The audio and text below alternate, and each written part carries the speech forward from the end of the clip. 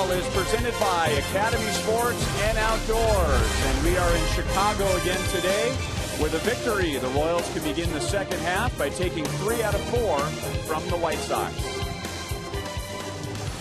Hi, everyone. Welcome back to the ballpark with Rex Hudler. I'm Ryan Lefevre. Joel Goldberg and Jeff Montgomery are coming up.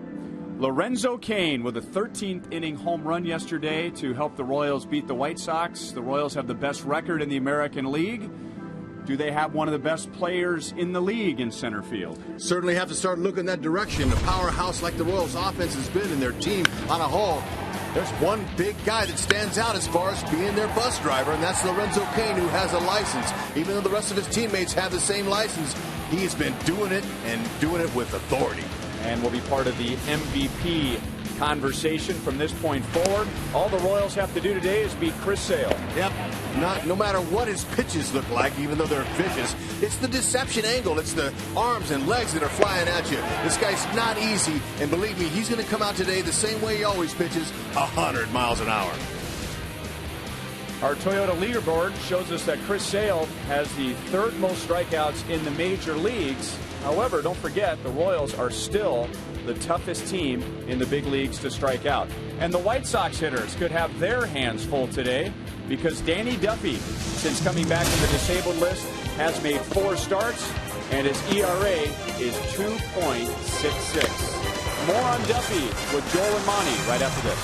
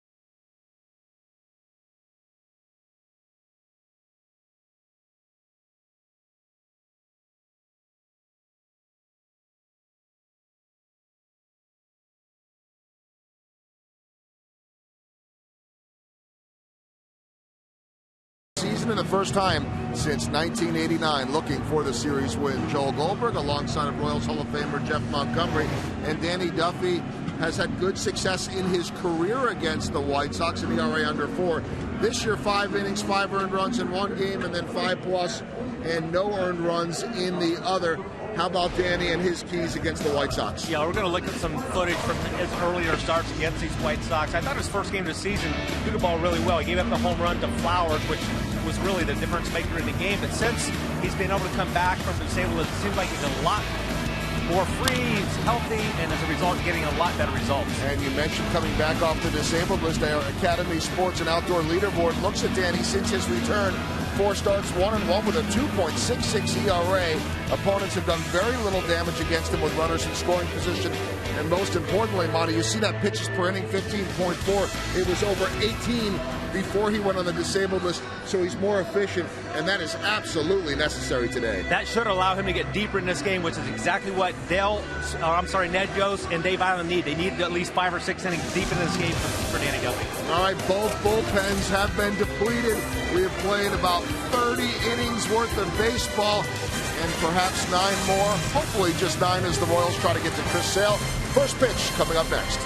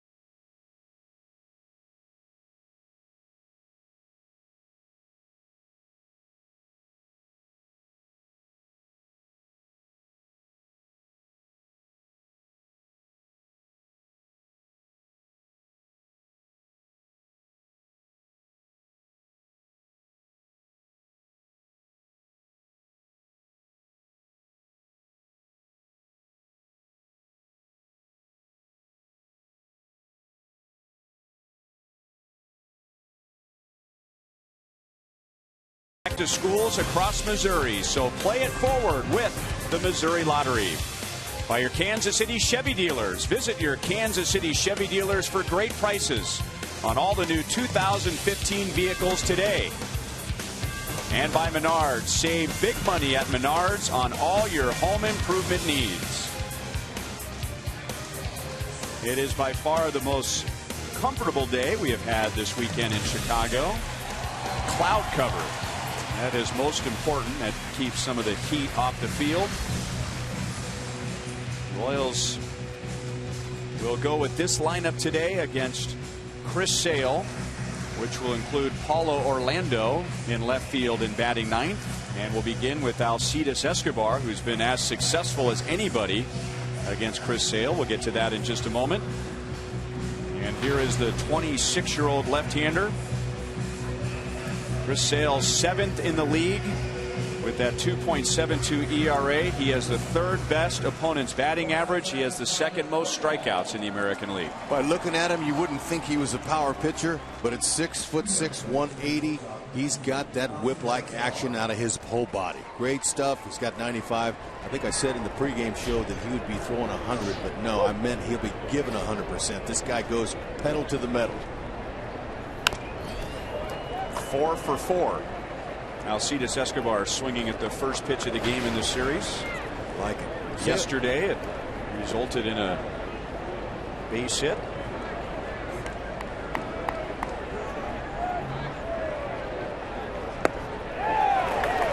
No balls, 2 strikes. Fastball, he'll average around 95. We might see some 97s out of him.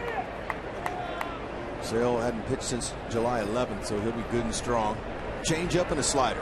Those were his good secondary pitches, and the league's not hitting much off of those.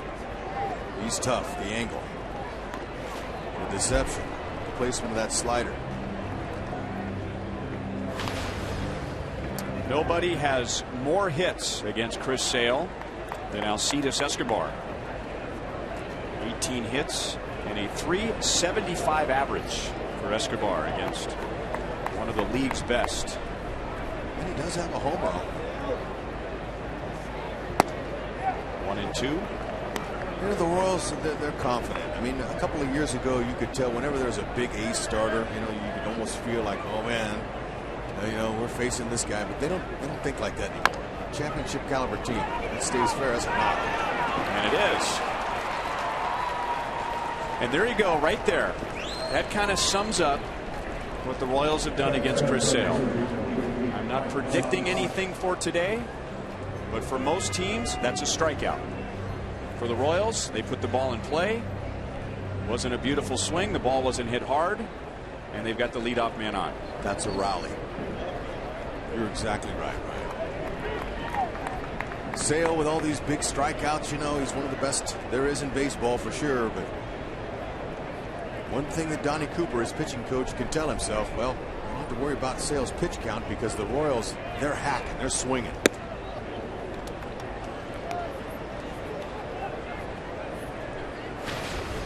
The Royals, as a team, hit .271 against Chris Sale. The rest of the American League combined hits .212 against Chris Sale. Now, there have been games where Sale has dominated the Royals and has had big strikeouts, but most of the time, the Royals are able to take Chris Sale out of his normal game by avoiding the strikeouts.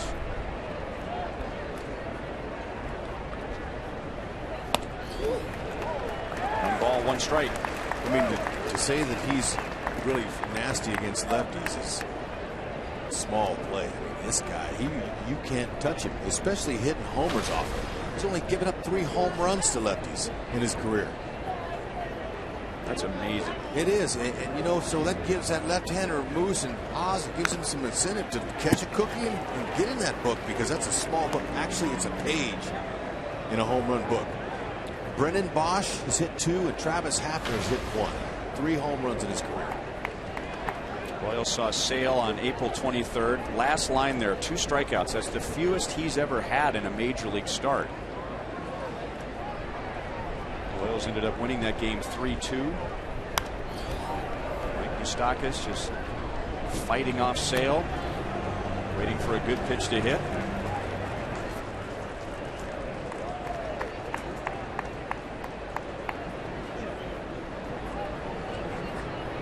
Would you rather face Chris Sale or Aroldis Chapman?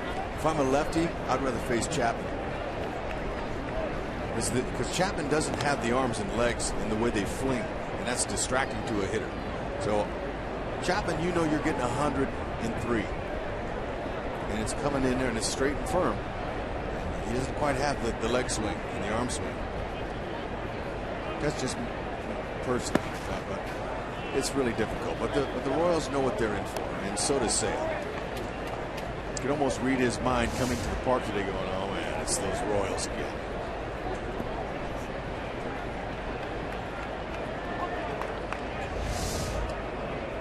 Moose doing a good job here battling.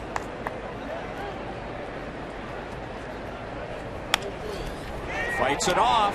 Blinker. Base hit left field, and Escobar read it all the way. Here they go. So there's 2 examples right there where Sale normally gets a strikeout. Royals putting the ball in play, and they have runners at first and third and nobody out. Sale didn't go to his breaking ball. He tried to pound him in with a heater, and Moose, with that nice little 2-strike approach, kept his hands inside and flipped it out there. AT&T Uverse Rewind.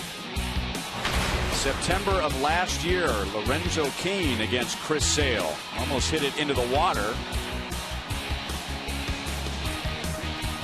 And of course, Lorenzo had the big hit yesterday. against a left-hand pitcher, not quite the caliber of Sale, but against Dan Jennings, jumped on a hanging slider and homered in the 13th, his 9th of the year.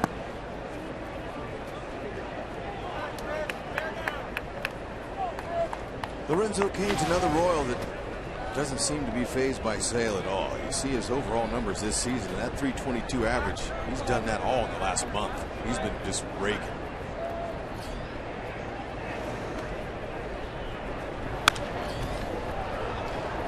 Not very deep. Adam Eaton is there. The Royals go for it.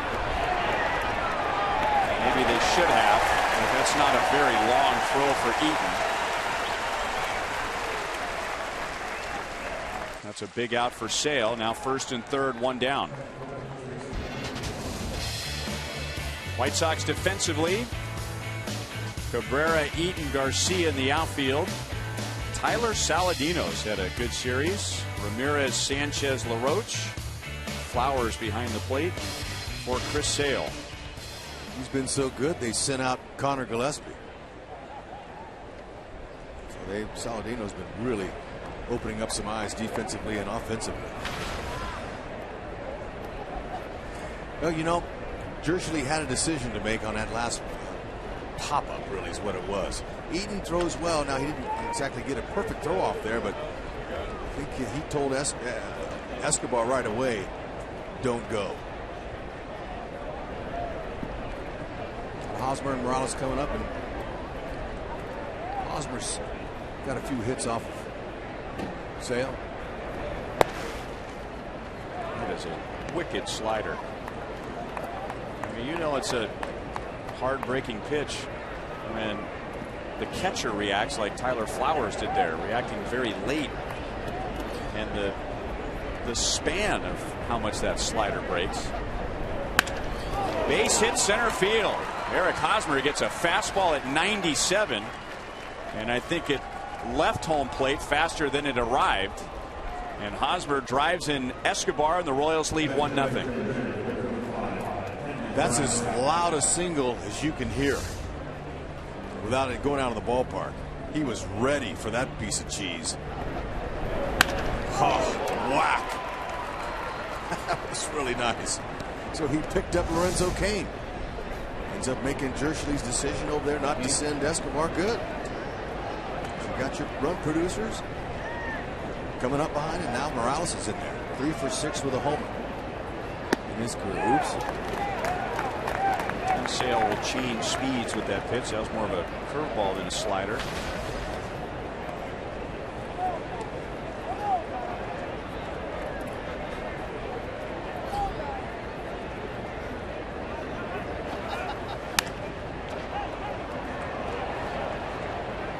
Royals opened yesterday's game with 4 straight hits, 5 total hits in the inning, and 3 runs against Jose Quintana.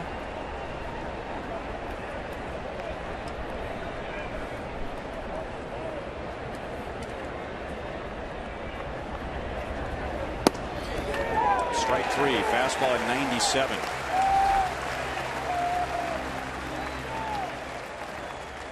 Strikeout number 158 this year for Chris Sale.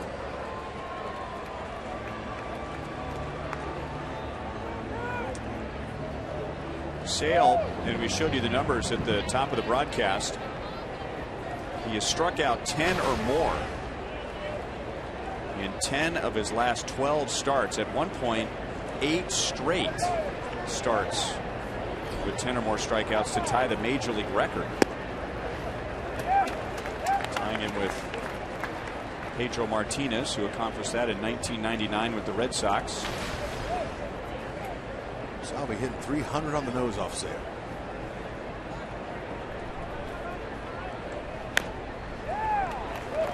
It was the Toronto Blue Jays of all teams that snapped the string. Sale went 9 innings 2 starts ago against Toronto and struck out 6. You figure that'd be a good team with all that power, all those big swings, that you'd be able to get 10 or more strikeouts. But Sale struck out 6.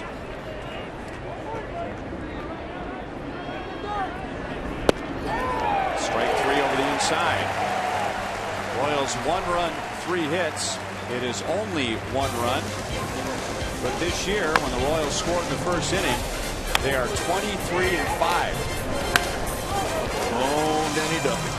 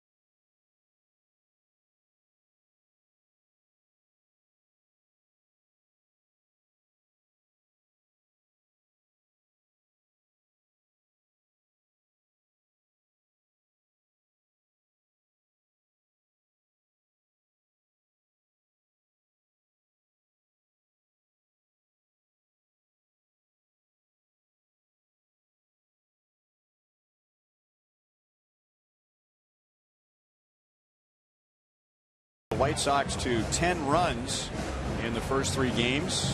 White Sox fewest runs in the league, fewest home runs, second fewest walks.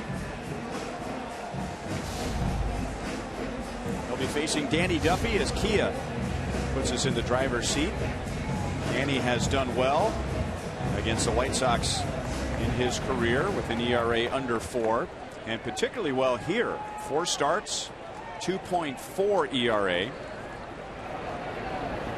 has made 1 start here this year. And strike 1 to Adam Eaton. Oh man, if Duffy can stay right there the whole day with that fastball, White Sox are in trouble. It's that fastball that's really been explosive out of Duffy's arm. Since he came back, he's free and easy with his windup. And that pitch has been a special pitch for him. He's not going to his secondary pitches as often. When you have that kind of fuzz on your fastball, you use it. Hitters can't hit it. Nice little slider and a changeup. He's a lot like Sale, except he doesn't have quite as the arm and leg fling and the deception that Sale has. But that last outing of his against the Blue Jays, one of the strongest hitting teams in American League, with 6 strong innings off him. Did a nice job.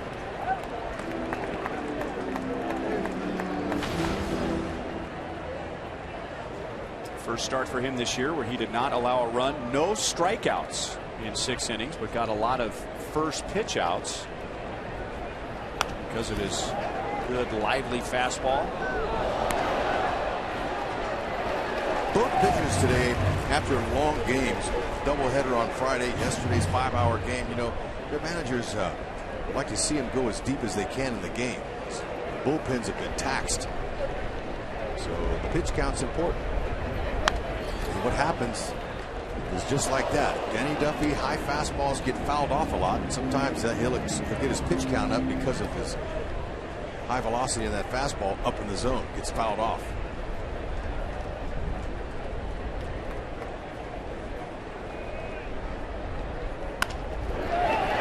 Moustakas glove to Escobar. No way. Just like they practice it in spring training. I mean, we see that type of defense that really upsets hitters all the time, but that one there to start the game, Adam Eaton is saying, really? Come on, guys, give us a shot. Moose extended just off the end of his glove. Escobar bare hands it, no problem, shuffles the feet and throws that ball at 90 over there. Beautiful start for Duffy. It's one of those backfields play that they worked on spring training. It's all about instincts.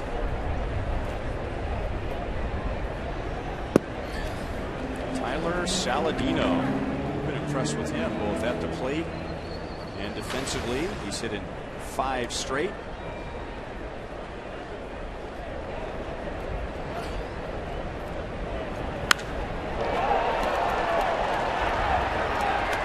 Kane has plenty of room in center field. 2 down.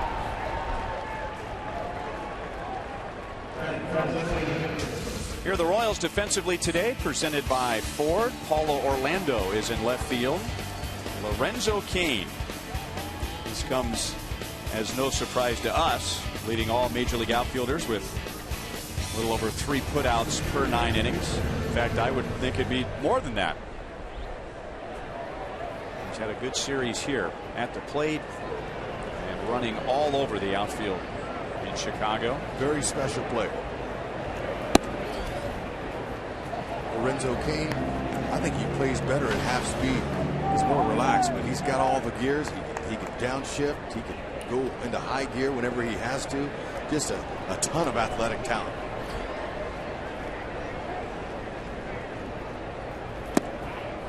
Two 2-0 from Duffy to Jose Abreu.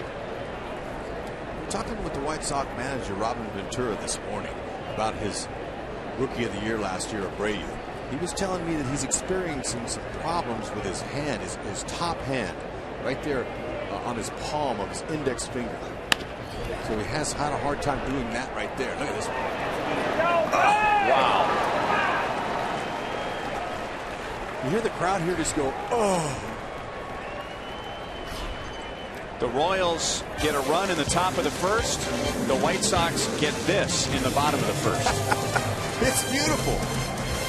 Gotta love it.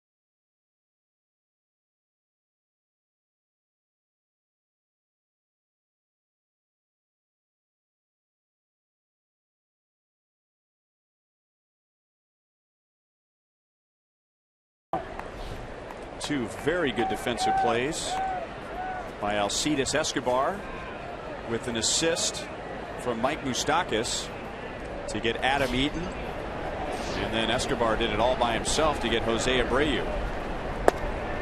0-1 to Omar Infante. Eric Hosmer drove in Alcides Escobar at the top of the first inning. Infante, Rios, and Orlando in the second.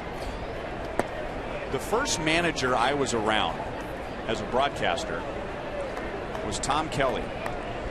And Tom Kelly used to preach every day, let's win this game in the first inning. 2-1 on Infante. Let's go out and win this game in the first inning, which doesn't happen very often, but I think what he also meant was let's set the tone in the first inning. 2 balls, 2 strikes. And the Royals can be a very frustrating team to play.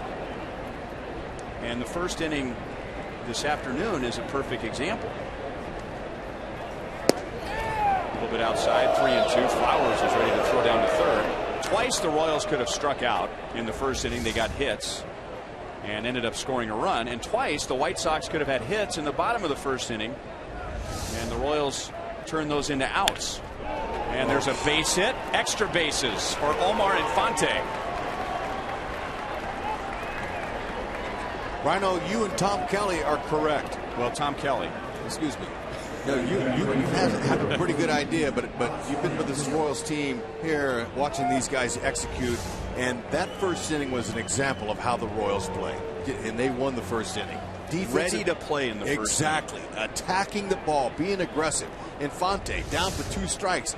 Got him a mistake and didn't miss it. He just pounded down the line there. It's demoralizing to the opponents, especially the White Sox who are in their league and they've seen it before. They're going, oh no, here they come again. So you're right. The Royals have a swagger that's developed by winning and with their tremendous athleticism on defense. We haven't even mentioned the bullpen. Well, and the first inning has set the tone quite a bit this year for the Royals. They're 23-5 when they score in the first inning.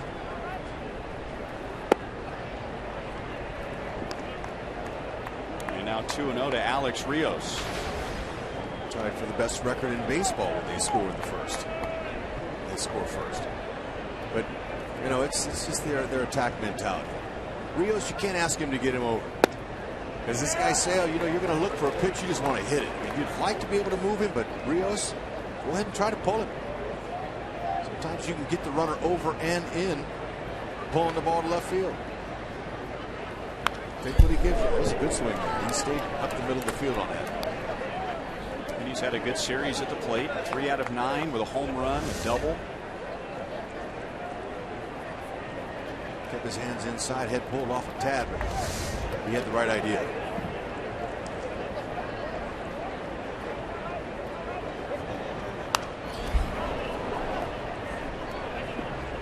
There's some 98 right there. You almost have to cheat a little bit. But when you cheat, what I mean by that is you kind of coil up and wind up and load yourself up a little bit before he lets go of the ball just to cheat so you can get to it.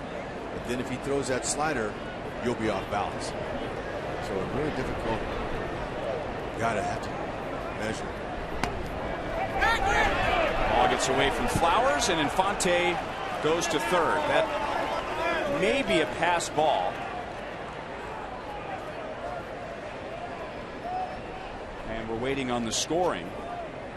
It is a pass ball.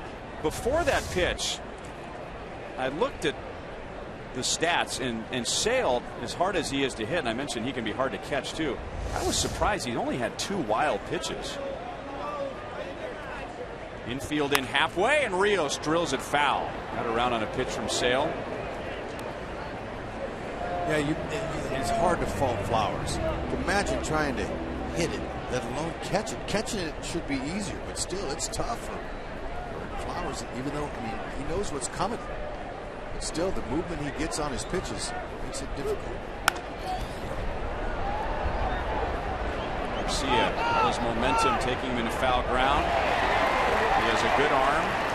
That's a good throw. That was a good decision by Mike Jershely and Omar Infante. Stay hot over there, Jersh. Got to wait him out. Garcia, he's got a ton of assists.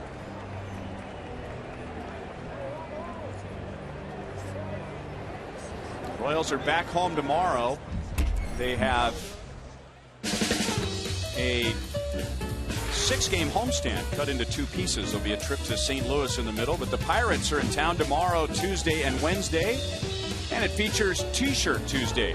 First 10,000 fans receive this modern-style charcoal gray tee, courtesy of Papa John's. The gates will open at 5:30. Get your tickets now at Royals.com/T-Shirt Tuesday. Call 1-800-6-ROYALS. Now the infield comes in all the way for Paulo Orlando. And Orlando hits it to right field. That's not very deep. Royals gamble here.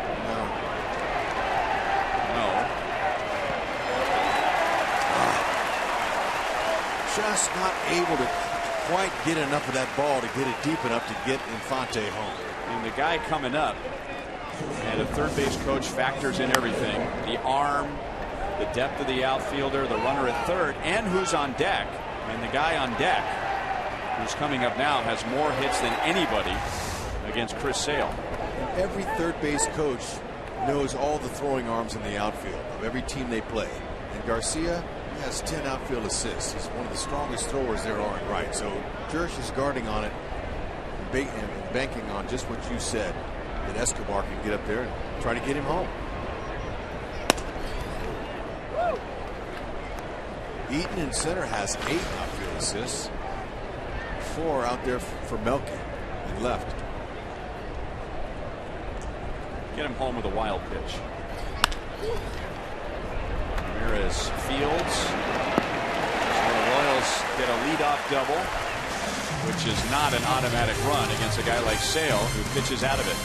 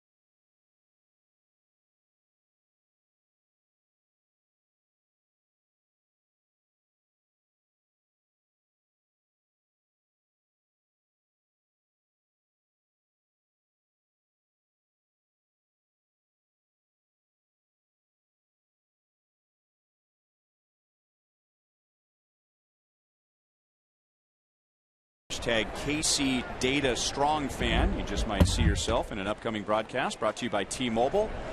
That's hashtag KC Data Strong Fan.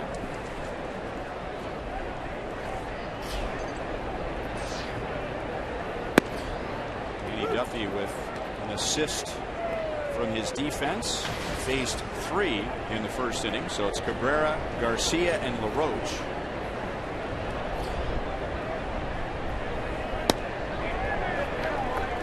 Cabrera getting an opportunity to hit cleanup today. The Royals have pitched him well so far this year. Melky's only hit .209 from the right side of the plate with 1 homer. You know, as a whole, we know the offense has not been what the White Sox have expected out of these guys, but they are hitting only just .226 against left-handed starters this year with 8 homers, and that's last in the American League as far as average goes against southpaws.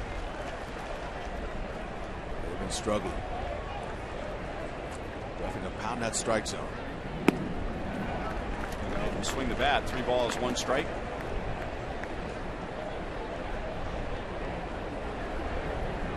On the other side, the Royals against lefties, .269. That's 3rd best in the American League against lefties.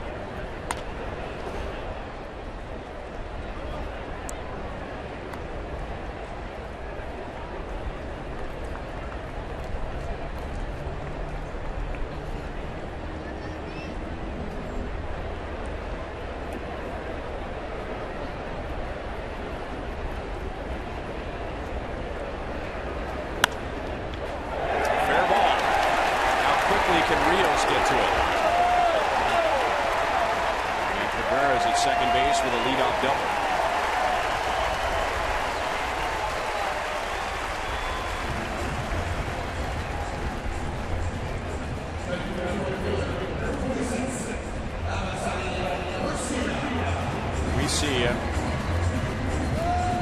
That was just a little late swing. He caught the line. It's in there with a double.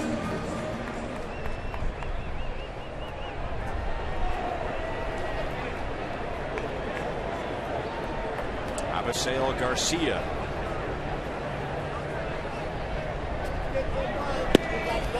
Tell you what, when we got here today, walking into the stadium, he was walking from the clubhouse to another location. He is a huge man. I was walking in with Kelvin Herrera, and he had the same expression on his face. I mean, he literally looks like an NFL tight end. Thank you, Melky. Thanks for coming. Yep. How was that hug you gave Escobar? Right there. Now go grab some pine. And yet teammates waiting for him in the dugout to give him a high five for his hustle. No, that's just a terrible decision. He's a veteran player, knows better than that. Well, any ball hits sharp, you're going to freeze and go back to second. And Escobar, with his kind of skill, they got him by 20 feet. Robin Ventura's have to go to those no acetol pills at all. He might have to get something for his stomach right away. What kind of pills? Well, what do you take when your stomach has problems? Like an antacid, or there you go. Okay. What did you say? That's what I meant.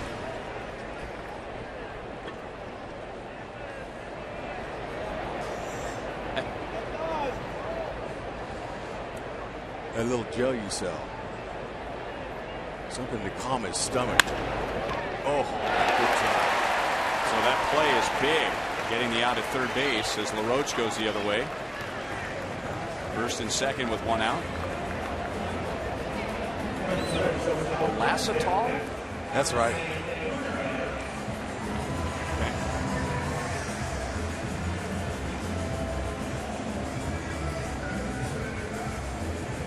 So that could have been a run for the White Sox.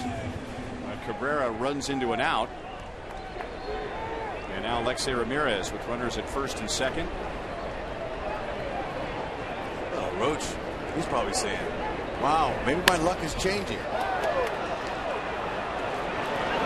Thanks for playing. Nice smile. 10th double play by Duffy this year. Great job.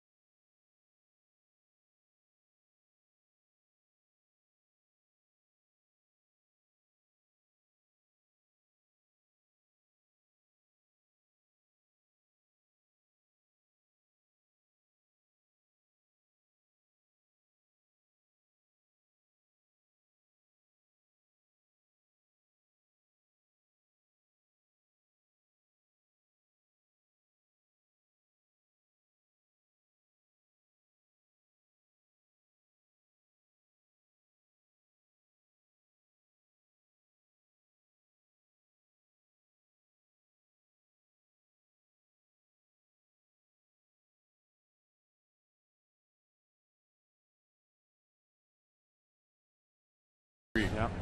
Not just physically, but that guy, he's been rooting for the Royals a long time. I had a chance to talk to him last time we were here early in April. And he had a couple different outfits. But he's a legitimate guy, legitimate fan. We'll also have student night during that Pirates series presented by Inc. Magazine. Great specials for students in the outfield experience, food and drink specials, and then music from local Kansas City bands. Music this Wednesday from Tall Tales, and you can get tickets for just $8 at the box office or at Royals.com/student night. We think, and he had his arms folded, he has unfolded his arms since, but we think he has a tattoo of Raleigh fingers on his right forearm. Well, look at that mustache. That's about as good as I've seen without it actually being on Raleigh fingers.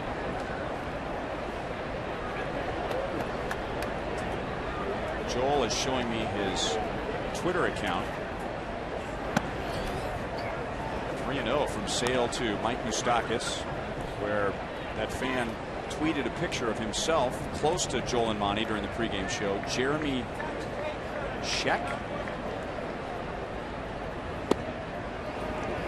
Moustakas, go ahead. I just want to say thank you, Jeremy, for representing your entire life.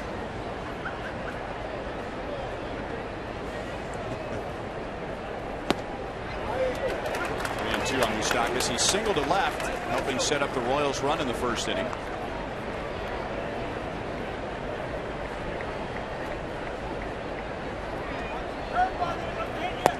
How about a leadoff walk? The little guy wanted to hit. Royals have had the leadoff man on now in each of the first 3 innings.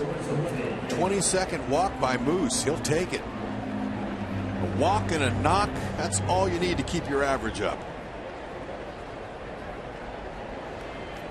A reminder, as you enjoy a cold one, to look forward to Miller Time later in today's game, brought to you by Miller Lite.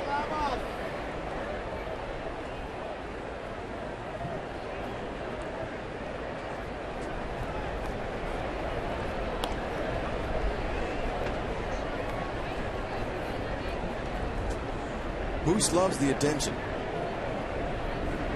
He will tell you he's not a base stealing threat. He does have 1 steal this year. But because Ned's put him in that number 2 hole from the very beginning, he gets attention like he can run top lineup. We see teams step off when Moose is at second base and throwing over there on him. Hitting in that second spot is elevated Moose. Now the White Sox turn a double play.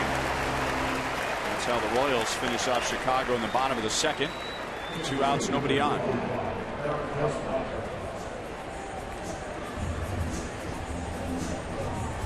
And that brings up Eric Hosmer with nobody on base. Eric Hosmer got a fastball at 97 down the middle and hit it about 197 back through the middle to drive in Escobar. So he gets a slider on the first pitch here, 0-1. Sometimes our technology here with our truck, we have the availability to get hit speed off the bat. There's another knock, maybe. Oh, man. Nice effort by Sanchez, and Hosmer's 2 for 2.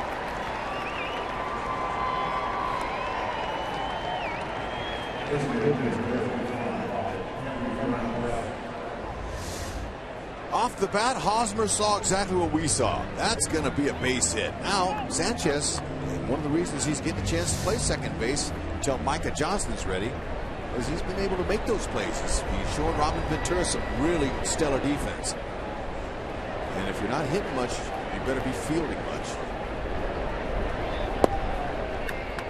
At the knees for a strike. Morales struck out looking at a fastball in the first inning.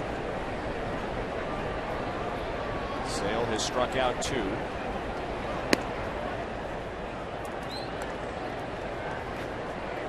You know, adding to his effectiveness, Chris Sale, unlike most power pitchers, man, he works fast. He can't wait to make his next pitch. We are told that earlier this year, Sale and Mark Burley matched up in a game that took fewer than 2 hours. 1 hour and 54 minutes. Never happens. Oh.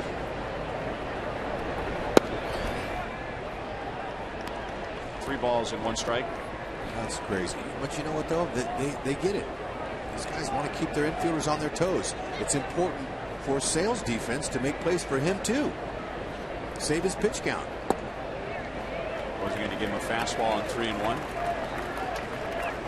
Robin Ventura, in his meeting with the media before the game, was talking about the importance of defense. One of the reasons why Saladino is playing third base and they sent Gillespie out.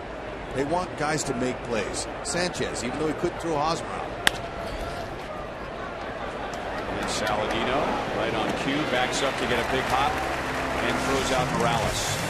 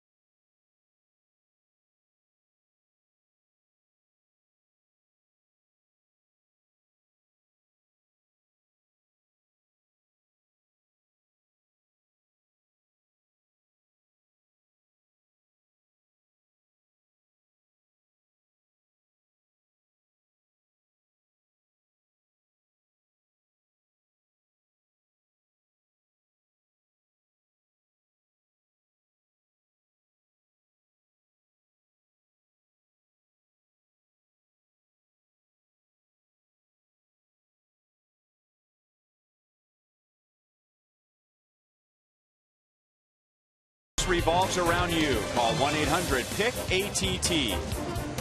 By Panera Bread. Avoid the lines. Order online with rapid pickup at delivery.panerabread.com. And by Thoroughbred Ford. For great deals on new Ford cars and trucks, visit thoroughbredford.com.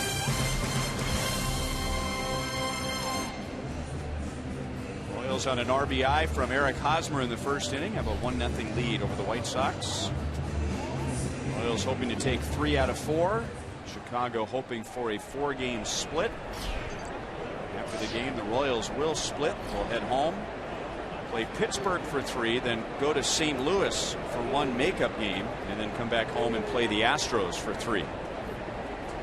Sounds like a lot of fun. Coming back to the K, where the passion and the energy lies. I was talking to one of the White Sox security guards before the game today, and he goes, "Man, you guys have a pretty good representation here at U.S. Cellular." I said, "Sir, I hate to tell you this, but it's all over the league now." Here and everywhere. Everywhere. Then he goes, "Oh, well, you're centrally located in the U.S. It's easy for the fans to get everywhere." Nah. I said, "You know, did you check the All-Star? See how many All-Stars we had? The Royals are popular all over the world, not just here in the Midwest. The whole world. Everybody knows country." 2-1 on Tyler Flowers. He had a big hit against Duffy in April 8th in that opening series at Kauffman Stadium. Duffy had overall a good start, but Flowers did hit a 3-run home run against him. And he hit a changeup. Remember in that game, Duffy had a good fastball, had a good breaking ball, but got hurt a couple of times with a changeup, which may be his 3rd best pitch. And I will bet this time around with Flowers, he is not going to see a changeup. And by watching Flowers, he hasn't been able to catch fastballs. Yeah, right by him. Really late. The whole series. I don't know why you'd throw him anything else. And if you do throw him something soft, make sure it's not in the middle of the plate. He'll catch that one. So usually it's the other way around. Hitters love a good fastball, and they're going to time it. That's the pitch that's straightest and easiest to hit. But for Flowers, he's not able to catch up to the fastball.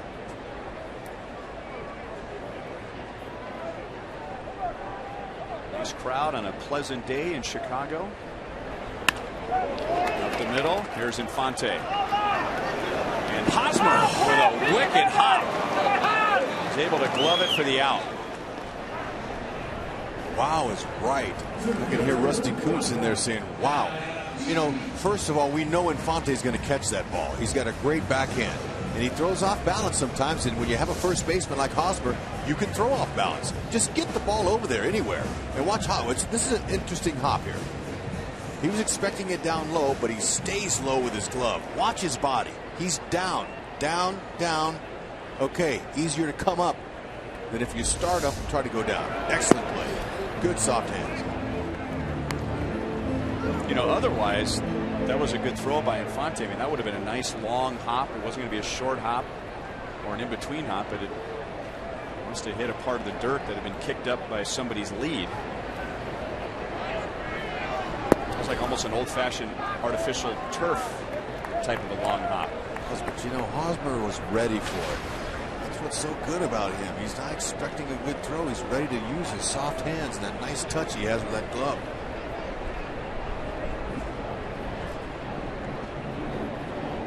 You know, for some fans, you know, when the Royals get to go on the road, I'm sure that their fans will go, wow, was that a good defensive play? But, you know, Royals fans, they come to expect that every single game we're seeing it. I mean, look at how many plays already. This game's not even 3 full innings. We've already seen. I have stars next to 3 plays on my scorecard. Right. No sweat. No swing. 3-2 on Adam Eaton. He was the victim of one of those good plays in the bottom of the first inning. Hit a shot to Mike Moustakas and went off of Moustakas' glove and went right to Escobar, who ran over and picked it up with his bare hand and threw him out. 5-6-3.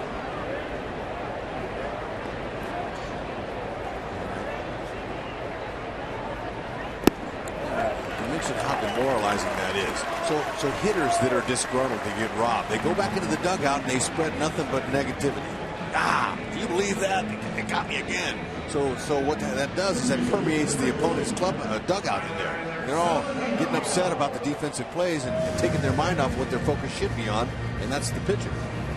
So that defense does more than just help your own team. It demoralizes the opponents.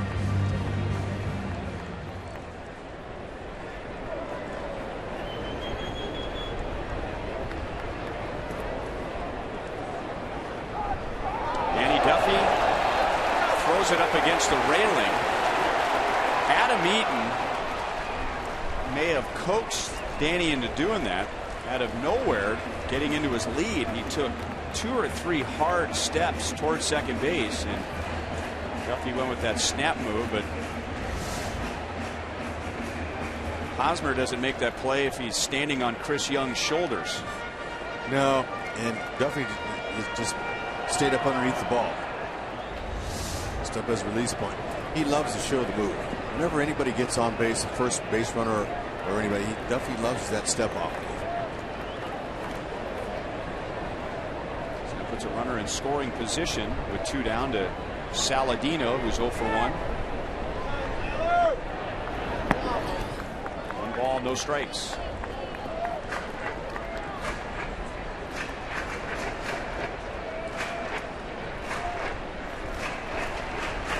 Just because you have a good step-off move, and Duffy's step-off move is good, and it's continuing to get better the more he's out there. Doesn't mean you have to show it to the guy. I remember Terry Mulholland, Mark Langston, a couple lefties had really good moves. Even Kenny Rogers got good late. And I knew they had a good step-off move, and I got on first base, and I'm expecting it, but they never showed it. They never threw it. That kept me closer to the base. And so they only used it like late in the game.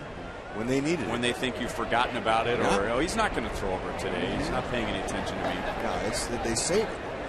It's a good move, so you want to save that when it really matters. Although he just made a bad throw, is all. And trusty defense gets him out. So a walk and an error, harmless. Duffy has thrown 3 scoreless innings.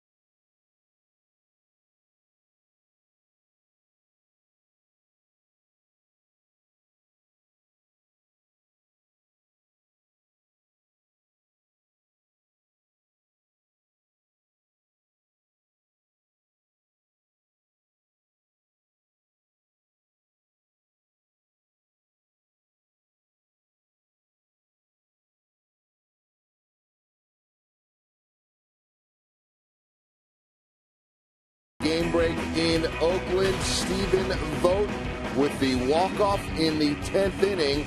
So that is why the Twins are 5 back. The A's and their all-star Vogt a chance to celebrate. And not seen in this is what got the game to the 10th inning. Glenn Perkins blowing his first save of the year in the 9th inning. That opened the door for the A's win in 10. So dramatic on both ends. The Royals winning in 13, the Twins losing in 10.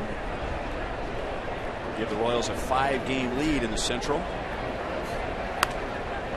Yeah, Perkins finally gave it up, and when you're on the road and you give it up, it's usually a walk-off, just like we saw. Now the Royals, Greg Holland blew his 3rd save yesterday, but they've won. They've come back and won every one of those games for him.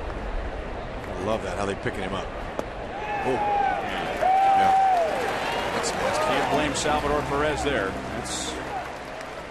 That's going to get anybody out. And we talked about Sale with that hard slider. He will change the arc. He will change the speed on it. That one is 76 miles an hour, and get him next time. Yeah, and that's the adjustments that a pitcher makes, Sale, from year to year. You know, when you throw the same pitches, same velocity every time, the hitters, they get to time that. So what Sale's doing now is he's just changing speeds on those pitches. Infante, that ball hit hard. Infante really had a bad time against Sale in his career. 3 for 23 before today, but he has doubled and now lined to center field. And Sale, with a pretty high pitch count coming into the inning, has 2 quick outs in the 4th. That was a frozen rope. You can't hit a ball any better.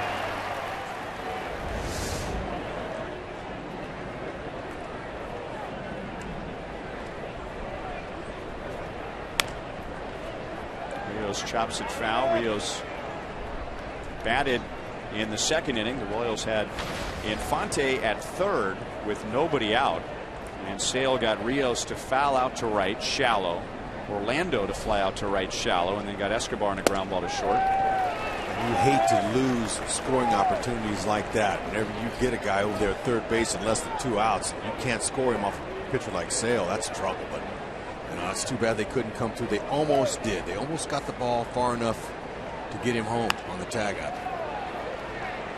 It's a good try. Garcia takes care of it. That's a 7-pitch 1-2-3 4th inning for Sale.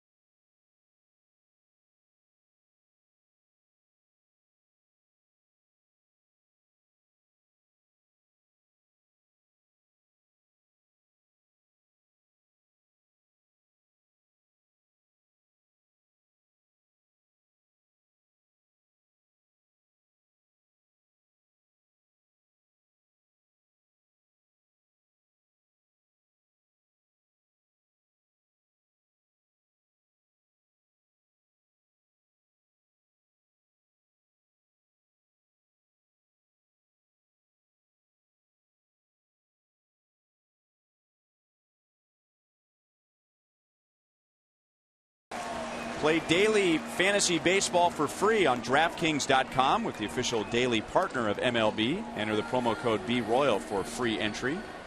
Alcides Escobar has come through as one of the players to watch. Zach Greinke has 40 2/3 consecutive scoreless innings, which is very impressive. but that still puts him 19 innings away from the major league record. Zach Greinke had a 1.39 ERA going into today. Of course, that doesn't count the All-Star game where Trout took him deep in his first at-bat. His ERA is now down to 1.33 with his effort today. Oral Hershiser in 1988 with the major league record 59 consecutive scoreless innings. That is the equivalent of 6.5 consecutive shutouts. That's crazy. That's just some great pitching. It doesn't get any better. Talk about a perfect game. Allow anybody to score. It's amazing. Take that. It's not going to help Abreu's sore hand. He grounds out for a second time. Let's go to Joel. All right, guys. Well, the city of Chicago and baseball fans lost two legends in the offseason, Ernie Banks and Minnie Minoso. So the White Sox wearing number 9 patches on their jersey all year. One of the great White Sox players and a guy that was always coming around the ballpark with a smile on his face, a huge influence for the Cuban players here. Was talking on the last homestand. Actually a real treat to be sitting during that long rain delay we had with Bob Kendrick, president of the Negro Leagues Museum, and Art Stewart, the Royals Hall of Fame scout. And Bob was saying that he came in for Ernie Banks' funeral, saw Minnie there, he was smiling, he was happy, and a month later he was gone. He said that depending on who you ask, he was either 89 or 93 years old. And then Art Stewart interjected saying that he had signed Minnie's son, Orestes Minosa Arrieta, a.k.a. Minnie, to the first ever draft class of the Royals Academy. As only Art can do, he said, we signed Minnie's son, and then we signed a jumping jack catcher out of New Orleans named Ron Washington and a shortstop named Frank White. Base hit left field for Melky Cabrera. He is 2 for 2.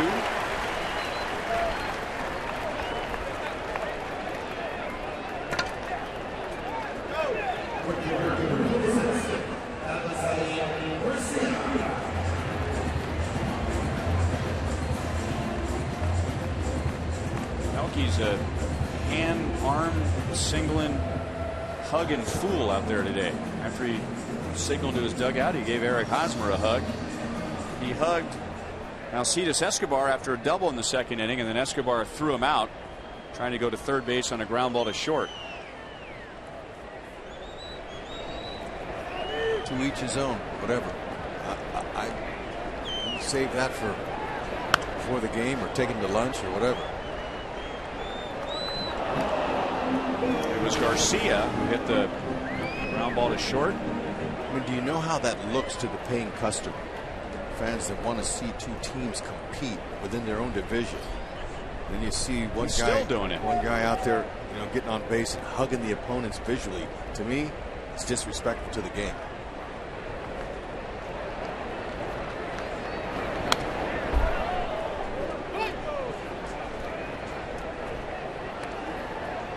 I know the game has changed, and having a conversation with a broadcast colleague of ours earlier today who's an old school guy, and we were discussing how the game has changed, and back when he played and when you played that was not acceptable. And so change happens and you roll with it, and then you wonder, well, when does it go too far? That's right. Oh, wow. You can take the arm signs and the hugs. I'll take the 6-4-3 inning double play. Well, I'm going to say cheese and crackers. It happened again. Look at the hands. Unbelievable. Look at that short hop on a smash backhand flip. Oh, Duffy, you're living right.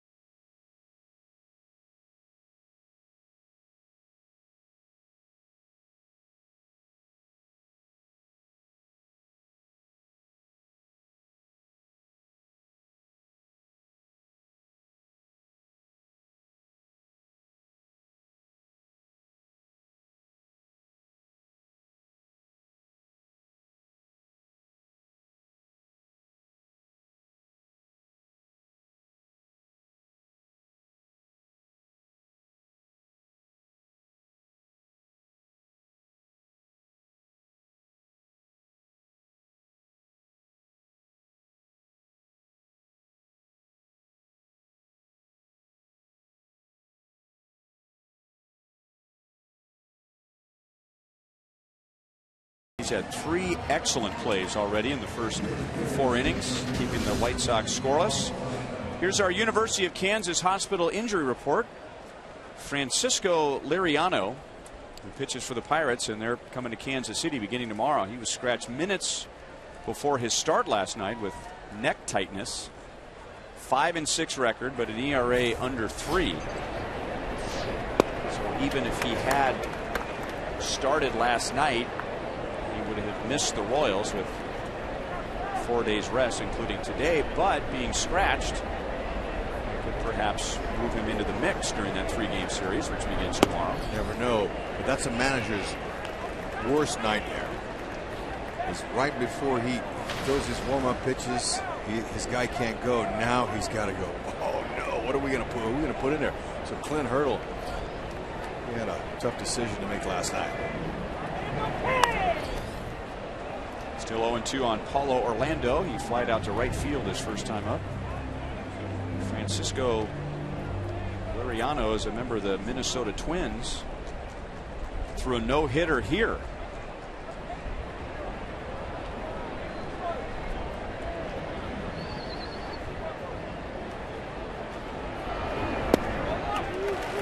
Chris Sale has struck out 4.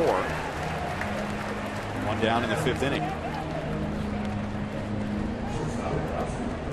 The Royals have 7 straight games coming up against very good teams. 3 games against the Pirates. They have the 3rd best record in the major leagues. Only behind the Cardinals. The Royals will play 1 game with them. The Cardinals have the best record in the major leagues, and then 3 games against the Astros, who have one of the best records in the American League. So 6 of those 7 will be at home, but testers for the Royals. The Royals have a winning record this year against teams above 500. Hit hard and caught by Ramirez at shortstop. 2 down in the top of the 5th inning. Sundays at Kauffman Stadium have something for the entire family. Prior to every Sunday home game, Family Fun Day will feature face painters and balloon artists, an entertaining DJ, and player autographs atop the Royals dugout. And then following the game, kids under 14 can run the bases during the Skippy Fun Run. The first 500 kids in line will get a Skippy t-shirt, which I'm still waiting for.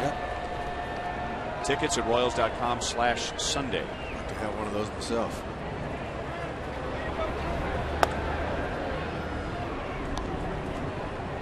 Well, that little guy has turned a moose stuffed animal into a moose hat, and it's helped the Royals' third baseman. He has a single and a walk, and now ahead in the count, 2 balls and 1 strike.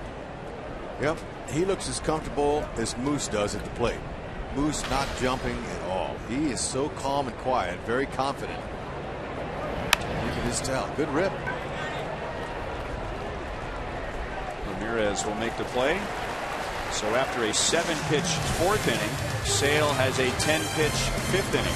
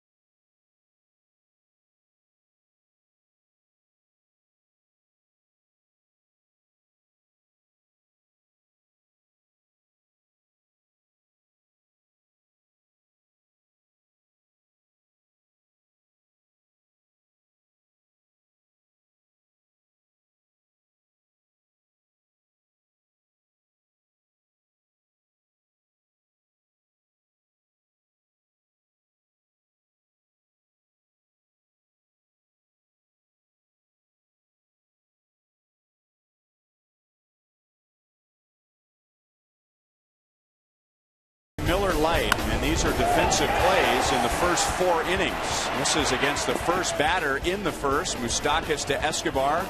2 batters later, Escobar taking care of Abreu. In the second inning, Melky Cabrera tried to advance to third. The Royals got him. That was a nice pick by Hosmer in the third. And Escobar again starting a 6-4-3 double play to end the bottom of the fourth.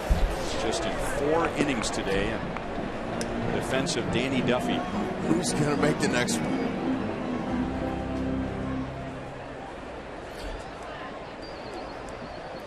Duffy with a very good pitch count, 47. LaRoche singled his first time up.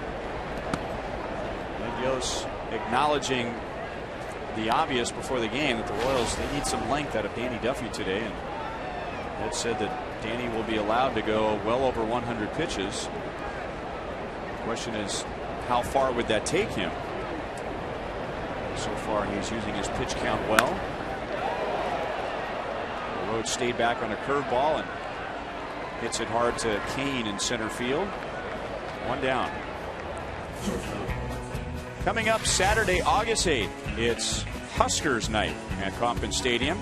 The first 6,000 fans who bring their special ticket to the designated table will receive this limited edition Husker-themed Royals cap, courtesy of Fox Sports Kansas City and Rally House. You can purchase this ticket package at Royals.com/special events. 1-1 to Alexei Ramirez. And that game on August the 8th is against these White Sox. There's a couple of Huskers at least in attendance. Alex Gordon not expected to be back from the disabled list by then, but he'll be there. Dan Jennings, who pitches for the White Sox, is a former Corn Husker. He'll be out of play.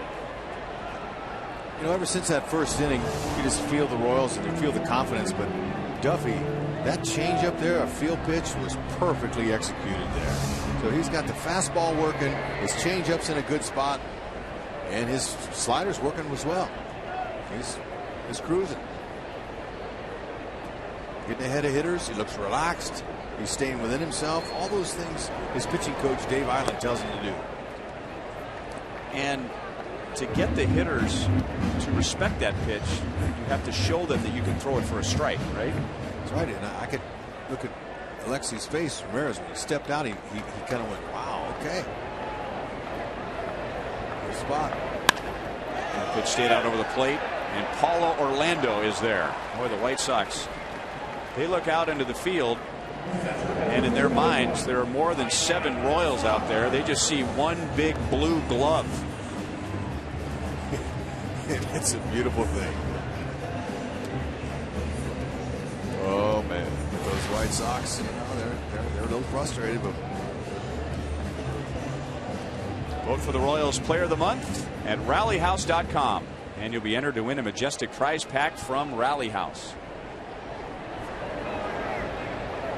2 down to Tyler Flowers.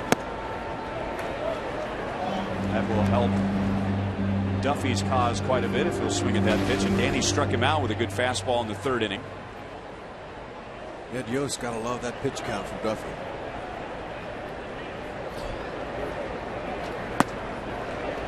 You'll probably see a 3rd straight fastball. Duffy has 1 walk, 1 strikeout, so really using his defense, and his defense has rewarded him for throwing so many strikes.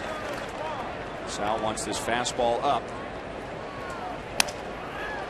Busted bat, fly ball center field, and Duffy has a quick bottom of the 5th inning.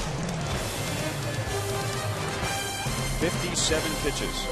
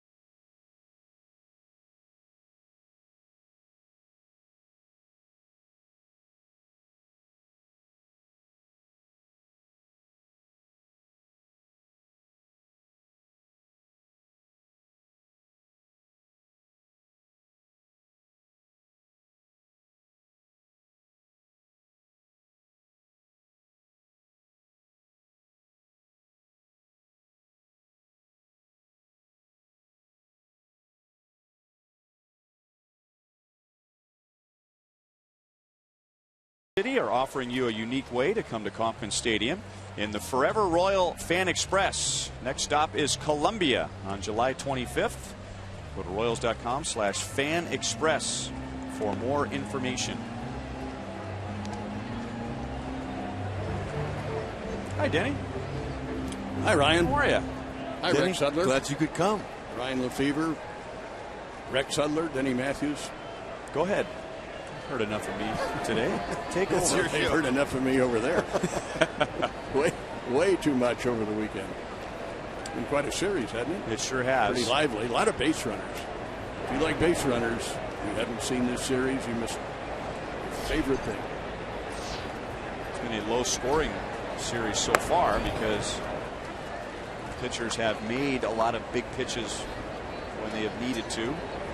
Royals have had a few opportunities against Chris Sale. They cashed one in the first inning.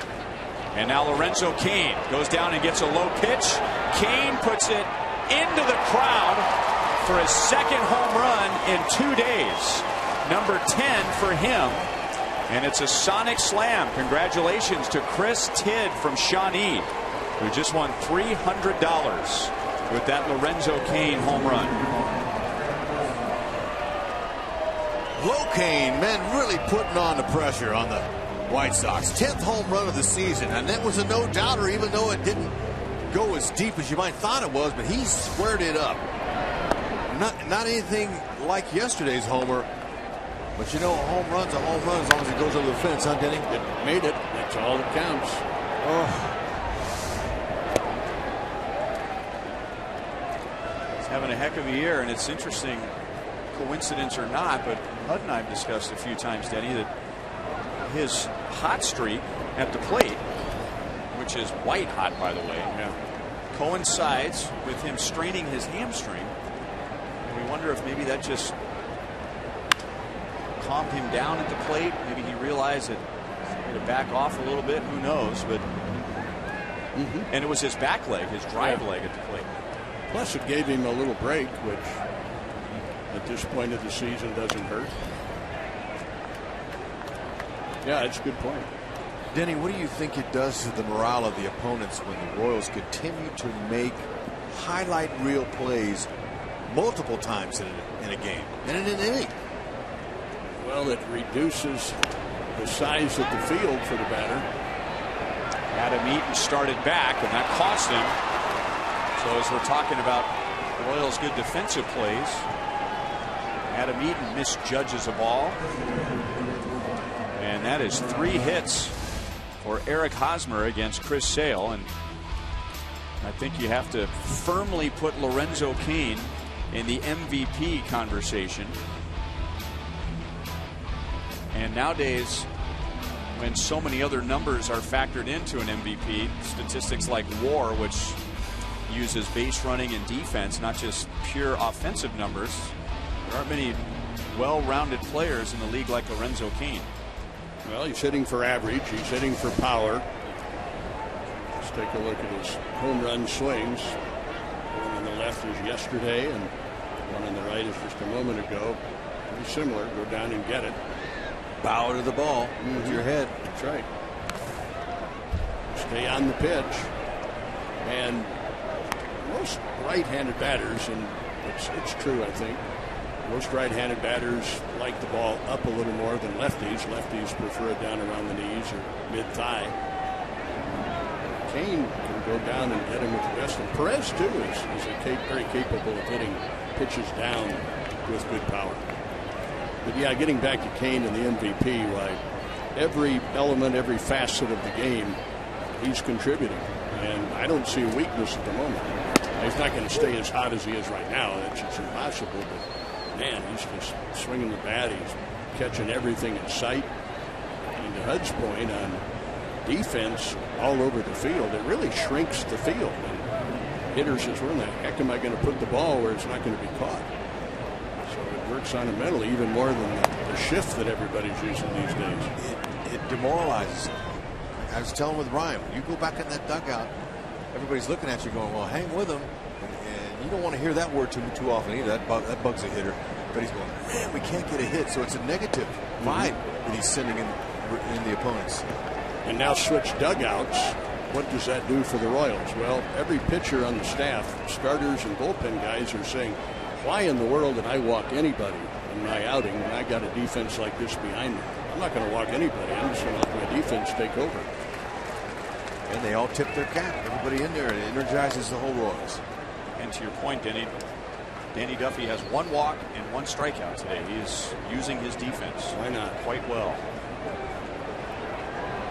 3-2 on Morales with Hosmer at first base. Good swing. Yeah, a nice grab by a Royals fan. And that foul ball just to our right. Kendrys Morales, our most trusted player. Brought to you by the most trusted brand, Honda. And tied for the league lead with 62 RBIs with Josh Donaldson and Mark Teixeira. 1 RBI in this series. Another good swing against Sale.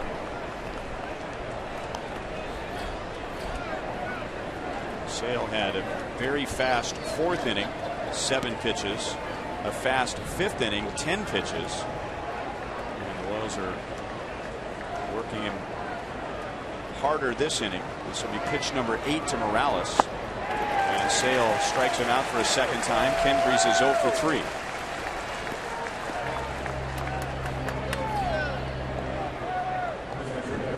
Five strikeouts for Chris Sale. Ryan Hudd said the word demoralized a couple of minutes ago. Let's switch it over to the other team. How demoralizing is it for Chris Sale to be pitching for this team this year? I think Sale has as good a stuff, if not the best stuff, of any pitcher in baseball. And yet his team struggles so mightily to score runs, and they're not that great defensively. And so you have a pitcher with outstanding stuff, pitching his heart out and getting very little for it with regard to wins and losses, which obviously don't mean a whole lot, but it's just got to be pretty tough to go out there every time, and maybe he's going to make, what, 30, 32 starts, knowing that he's not going to get much offensively. It's about as easy as it comes. 6-3 double play. Second double play behind Sale. But before the double play, Lorenzo Kane doubles his home run output from last year with his 10th of the year. 2-0 KC. Pilot to Bombardier. Open up the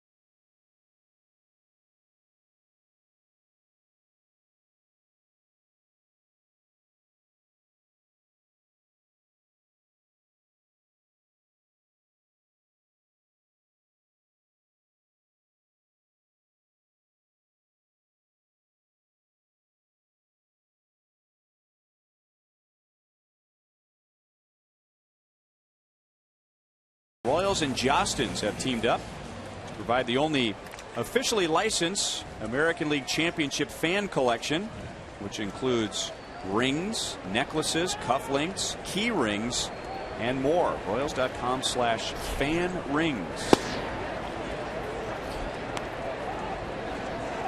You have quite a few cufflinks in your jewelry case. I have one set of cufflinks. Hud? I got a few. How many? My wife made me do it. I got like 3 or 4 sets. Nice ones? Yeah, not anything over and above. I mean, sometimes you can get them look real fancy. Didn't cost much. Those fake diamonds. I've got a pair of cufflinks. But you never had a wife demanding that you wear them. No. Yep. But they are Royals cufflinks. Are they? Yes. From the Royals. But I mean, was it to commemorate a particular year, or? I guess. Yeah. Yeah. Let's say 76. I don't know. But they're really cool. Infante to the middle. The ball came up on him. That'll be an interesting. They're going to call it an air 4. I don't know if that's a routine play to get Sanchez.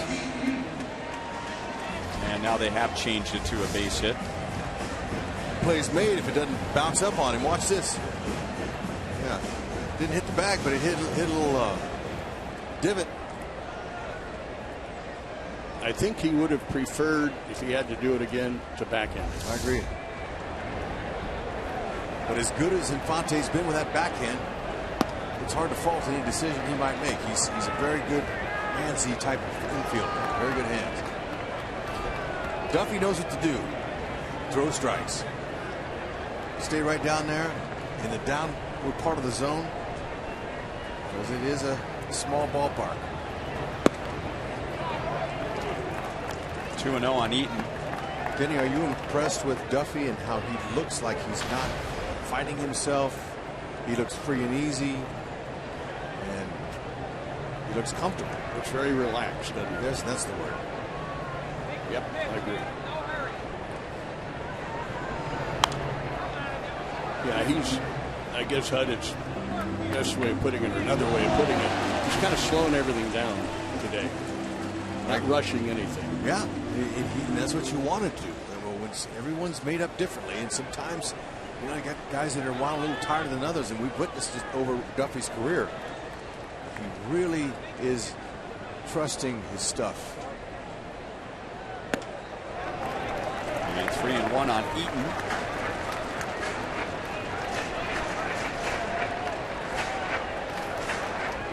White Sox have had more than one runner in only one inning today, and Duffy got around that with a double play ground ball.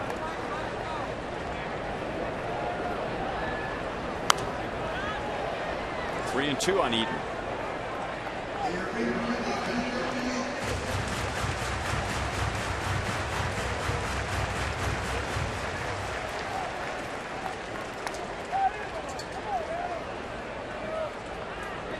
Royals have turned a couple of double plays.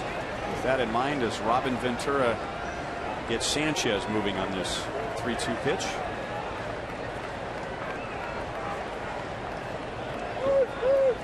He is not going. Timeout had been called, so no pitch, and that would have been ball 4. Duffy in this particular at bat with Eaton has been up a little bit in the strike zone. We'll see what he does. 3-2. He probably disguised that pitch there. Whenever time is called, a pitcher, he didn't want to tip it to the hitter what he's throwing, so he kind of just lobbed one up there. But I would expect him to use a fastball here, Denny. Would you? I would think. Challenge him. Sure.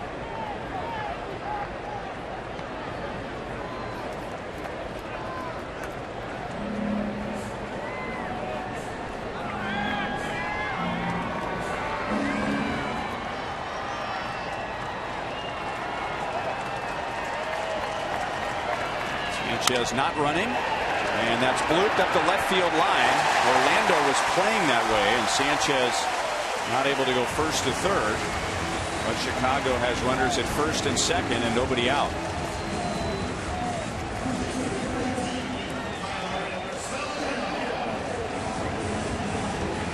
Now Tyler Saladino coming up. Mike Moustakas forward thinking, goes to the mound. He'll look into the dugout and see if the Royals want to play Saladino as if he's going to bunt here. Okay, bottom of the 6th, 1-0, right? 2-0. I'm sorry, 2-0. Here are the crossroads now for two teams. The White Sox the entire year have had problems moving runners, scoring, taking advantage of opportunities just like this. It's also a little bit of a crossroads for Danny Duffy. How is he going to work his way through this? He's going to work his way into the tough part of their batting order. So it's a big bottom of the sixth for both teams, I think. Would you bunt Saladino right here? Nobody out? Yes. Yes. You? Yeah. You know what? I'm going to ask a young player like this to bunt. High throw, safe. I thought he came down on the bag before the runner got So there. did Infante, and he pointed to the Royals dugout. I think he's out. I think he came down on the bag. And first base umpire Jordan Baker might have been influenced by Darryl Boston, the first base coach. And the Royals will challenge. That's a big play right here. You know, you got to get an out for sure. Yeah. Kid Saladino, nice job of getting the ball down on a fastball. This kid is really up in his stock for Ventura. Getting the runners over there, but you got to get this out. And if they get the out, and I think they will, well, the White Sox have accomplished what they wanted to. Hosmer on the bag. Or Infante, I'm sorry, on the bag there. Can we assume there?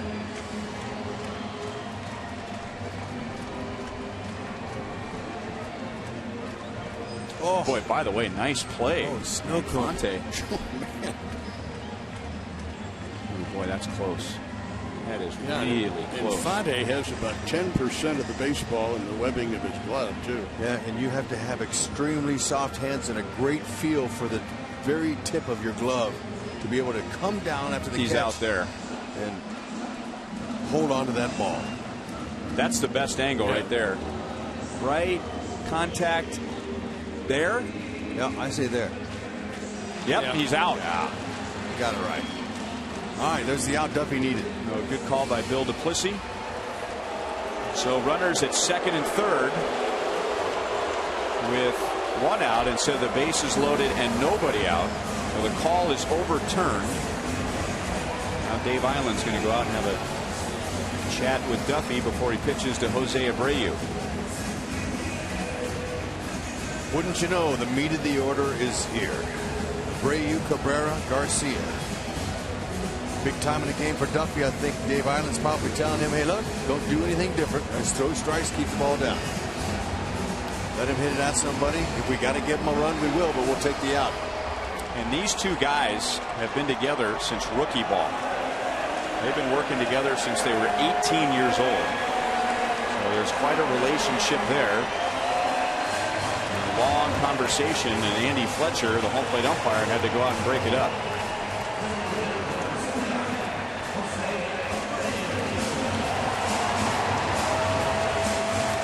Jose Abreu has grounded out twice. Once to short. A very good play by Escobar, and once to second base. Fastball by him at 94. Abreu came into the break, All-Star break, red hot. He's come out of the break ice cold. He's done nothing really in this series. His only hit was a little ground ball hit into right field, meaningless single.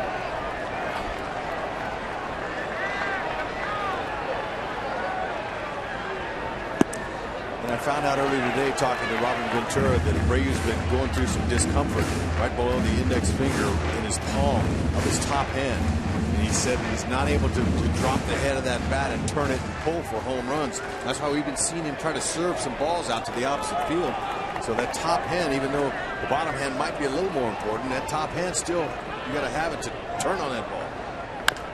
With that one there, you got to be able to have that roll. So it's been irritating him. And he says that, you know, it hadn't cost him any, missed any games, but it's something most players have to go through, a little ache and pain here and there.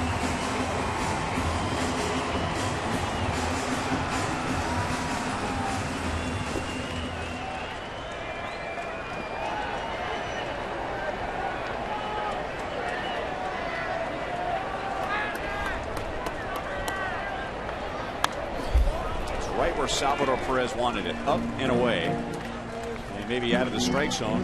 Still 1-2. Look at the target and look at where the ball ends up.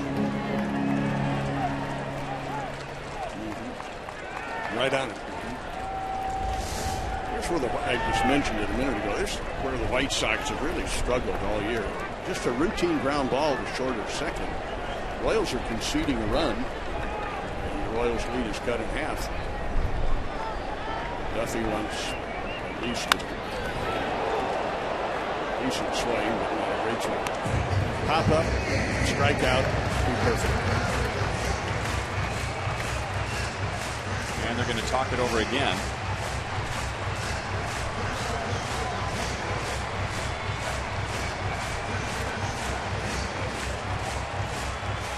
He's got him set up for that slider, that back leg slider right here, if he can just execute it and keep it down. Because he's thrown some high fastballs, and that breaking ball comes out of the same plane, the same arm angle as that fastball. But he's got to have conviction with it. Whatever he throws here, he wants to be conviction. And you know, Salvi, he does a good job of blocking, so he's not worried about missing low. Oh, he's calling fastball. Oh no, he went with a slider. Interesting though that maybe Sal went out there thinking that Eaton might be helping Abreu out with the next pitch, so he went with a high fastball target and he threw him a breaking ball. Yeah, it fooled me up here even too, but that's what you'll do sometimes. The catcher, he knows those runners out there at second base are looking in, they're seeing everything, and it's so easy to be able to tip a location with a turn of the helmet. It's a turn of the helmet, or even a step with the right foot is a breaking ball. Go back to second base with your left foot. That's a fastball. So it's all worked out in the dugout. And believe me, they do it at this level.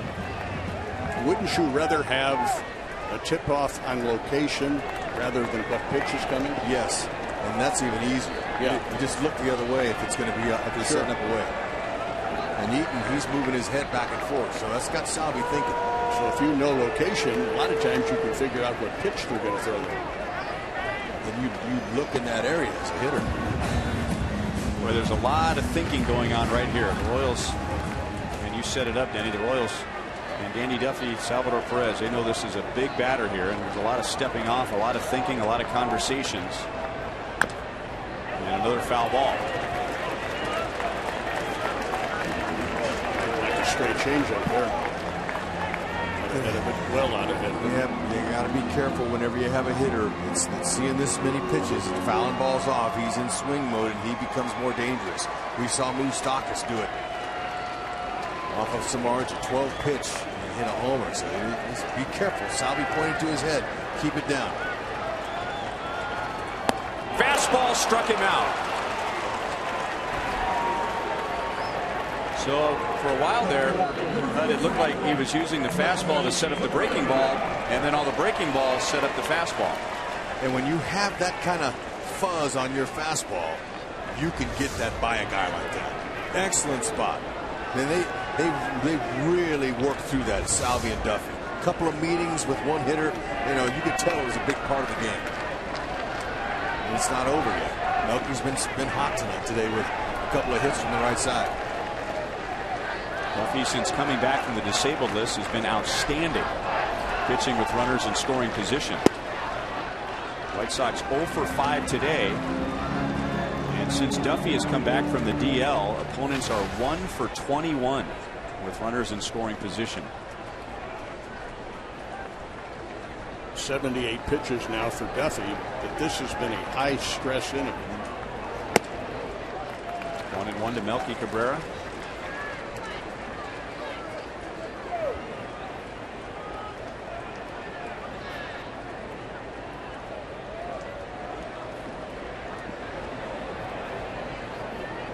Mark of a good pitcher is, can he execute when he has to? 2-1.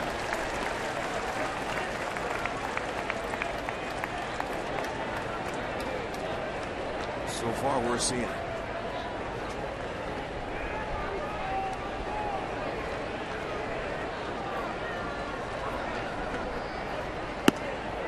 Breaking ball over the outside, 2-2.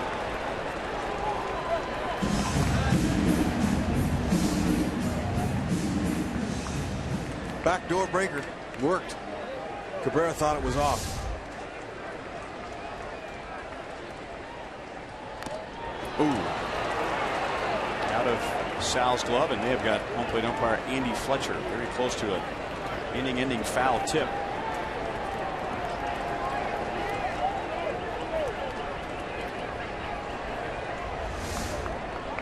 You know, guys, there's a little bit of a misconception about foul tips. I had a guy a couple of years ago ask me, who's the best catcher in baseball at catching foul tips? And I said, there's no such thing.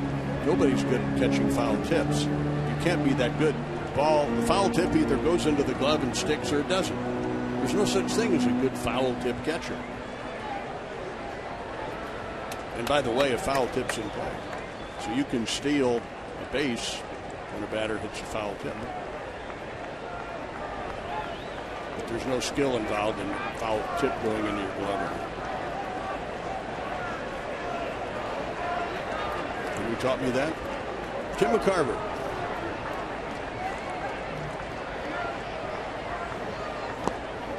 That's where they wanted it.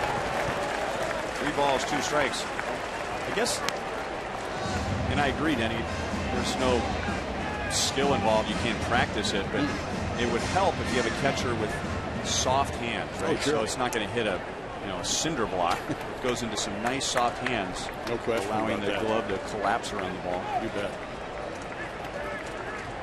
A lot of stops and starts in this inning as Duffy is 3-2 with Cabrera. Runners at second and third. Oh, ugly swing, but he's still alive. Cabrera looking into the Royals dugout after that swing. That's all about the emergency. Yeah, I guess. And he would have been walking back to that dugout. Had he not done that, that was a good pitch by Duffy. The emergency lights were flashing, the horns were blaring. Balin. Throw it again. Going to try and get him with a breaking ball, and they did. And Melky Cabrera can't believe it. But Andy Fletcher called a pitch just like that earlier in the at-bat.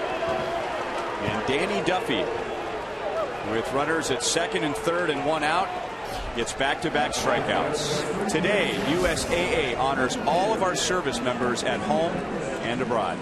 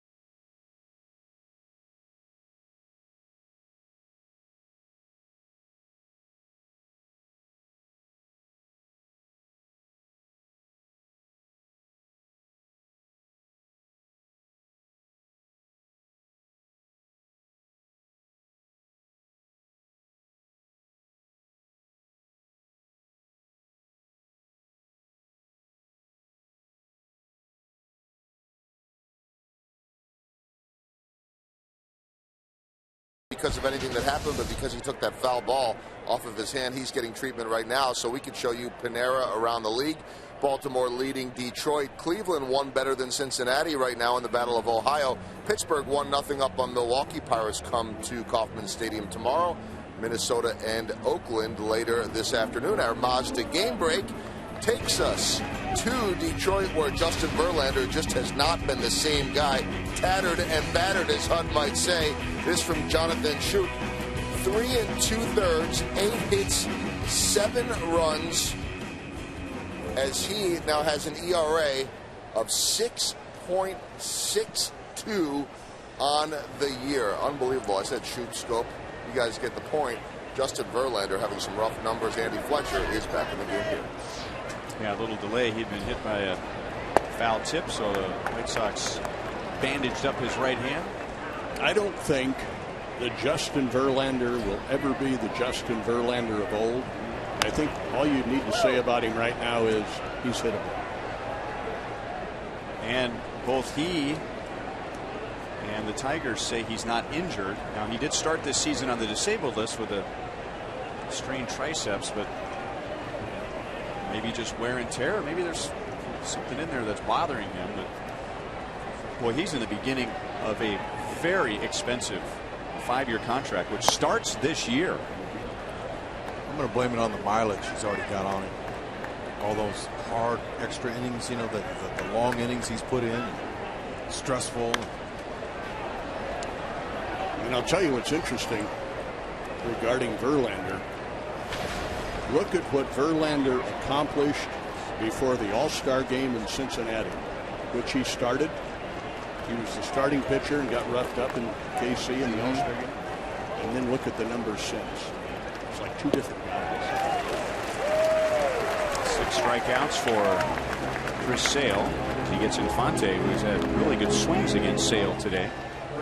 And Denny, back to your point about Sale and being demoralized with his team, and they couldn't pick up any runs. Just good example, that last inning, Duffy pitched his way out of it so brilliantly. However, it's important that Sale continues to watch what he says to the media and to other people when he has his interviews, because that sometimes gets on the nerves of the hitters. They all know they're not performing, but he's really got to continue to stay positive and say, hey, look, we're going to be all right. I'm going out there and I'm battling, I'm doing my job, and our guys will do theirs. Well, you're right about that, because you talk about demoralized. Well, if he does that, if he gets so frustrated and begins to talk about his defense, talk about his offense, that's when you really got problems in the clubhouse. 3-1 on Rios. That same year, to get back to Verlander, guys, I had Dave Holtzman look it up, because I remember Justin Verlander at Kauffman Stadium very early in the season. There's a base hit left field for Rios. He's 1 for 3. And Holtzy looked it up. You mentioned 2012, Denny. In April of 2012, Holtzy was at his 2nd or 3rd start of that year. It was either his 2nd or 3rd. He threw 131 pitches. I remember it was a cool night, and the Tigers had a big lead. And I don't remember if I was doing the game with HUD on TV or with you on radio, but we got into a discussion, you know, 100, 110 pitches, big lead, you know, get him out of there, rest his arm. It was his 3rd start of the year that year, 131 pitches, and he went the distance. And those kind of starts just add up over time. You bet. And I do remember that discussion for sure. And we couldn't figure it out. Do you not trust your bullpen at all? What's going on here? It's a long season ahead of you. I mean, my gosh, your 3rd start. That was Jim Leland. And I remember you went and asked Jim Leland the next day, and Paulo Orlando hits it well into left center field. Adam Eaton's back. Gone! Paulo Orlando!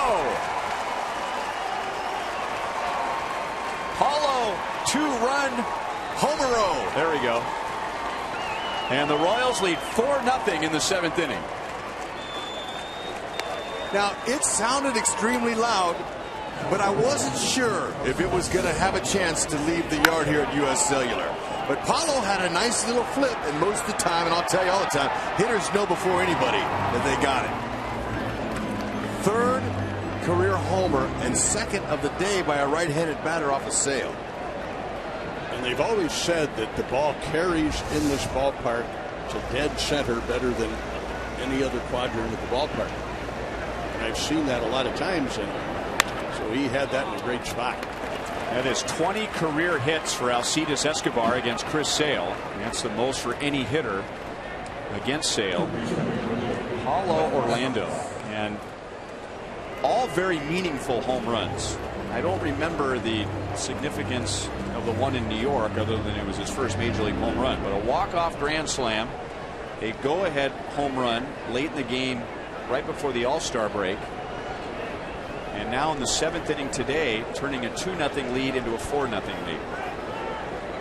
So they've had runners second and third, 1 out, 2-0 game.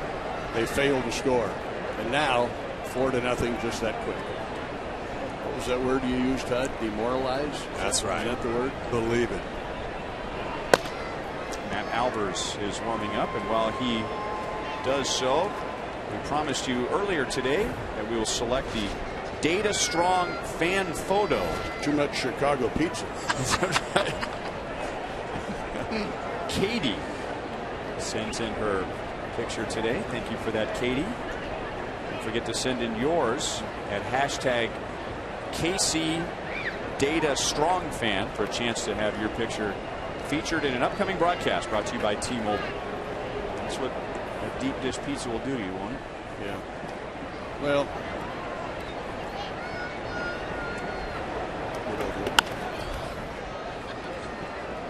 just to finish the thought, though, Hud, you went down and you talked to Jim Leland the next day, and didn't Jim Leland say, Hud, he had 25 more pitches in that arm? He had plenty. And you know what? I got to deal with him all the time. I got to keep him happy. He's okay. Well, he is for that particular time, but for a career, when you build all those up and all those innings, something's going to go. The only thing he's happy about now is his contract. And other things. Presumably.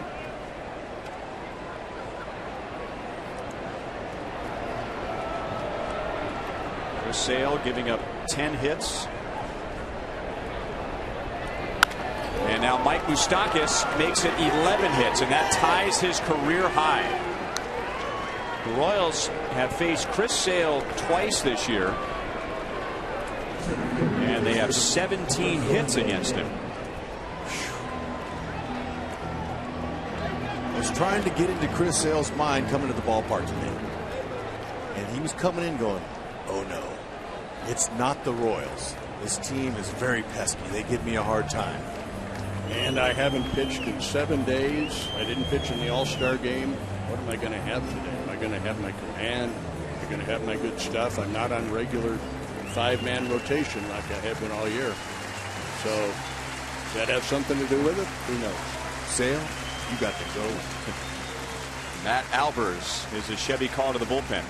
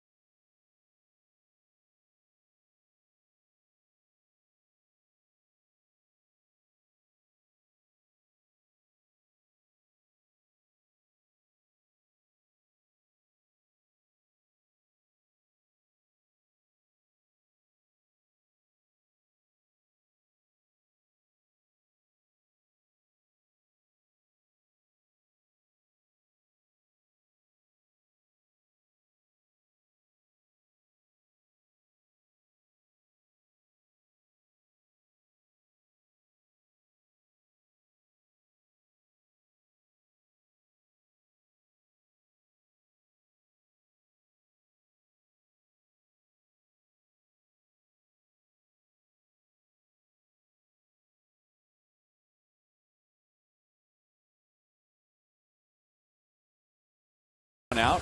Lorenzo Kane is coming up. And Lorenzo Kane has been bringing the lumber today. Brought to you by Yellowwood.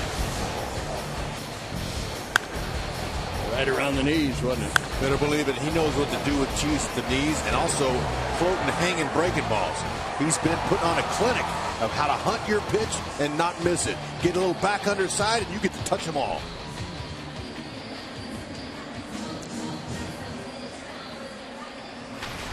And now Matt Albers, appearing in his 5th game for the White Sox this year. He was called up after yesterday's marathon game.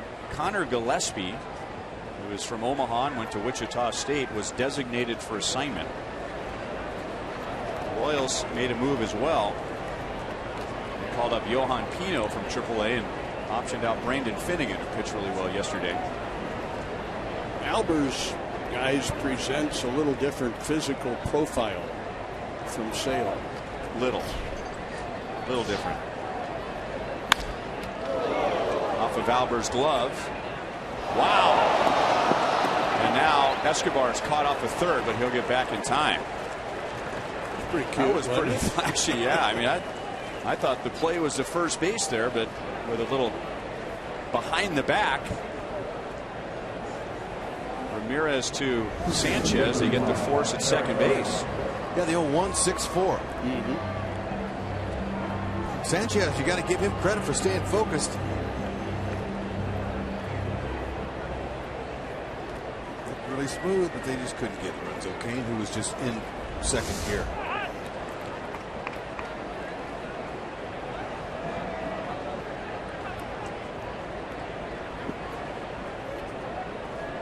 Eric Hosmer at the plate now, and Chris Sale on the bench. Hosmer has 3 hits today, all against Sale. Kane runs. White Sox allow him to do so.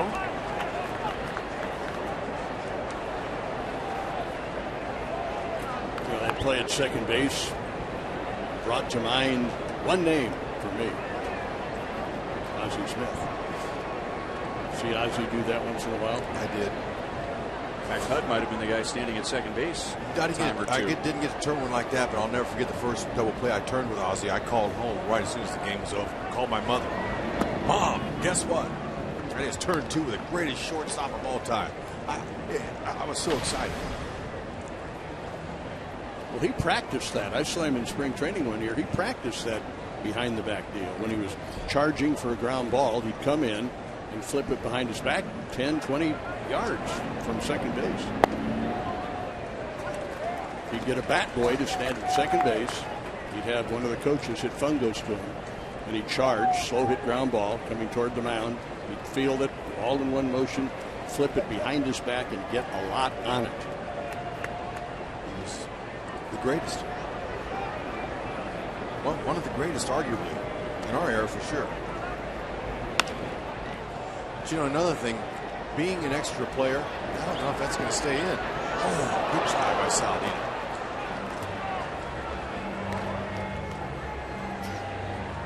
How about this, guys? Eric Hosmer with 3 hits against Sale. Only the second left-handed hitter ever. And the first was Nori last year. Left-hand hitter with 3 hits in a single game against Chris Sale. And 11 hits against Sale. And we've been telling you how hard he is on left-hand batters. 5 of those hits from Mike Moustakas and Eric Hosmer. Tell you the mental edge they have on Sale. They believe they're going to beat him, and of course any other pitcher they face. That's that swagger that they've developed. Boy, wouldn't it be nice if Hosmer came through here and Ned could create more distance between him and the back end of the bullpen, give them the day off. Roach will go to the bag himself, so Hosmer's out for the first time today. Paulo Orlando hits one out and knocks Chris Sale out. And now we're going to knock Denny Matthews out. Thank you, Denny. Welcome, guys. Always fun. Oh, you love the sound. Oh.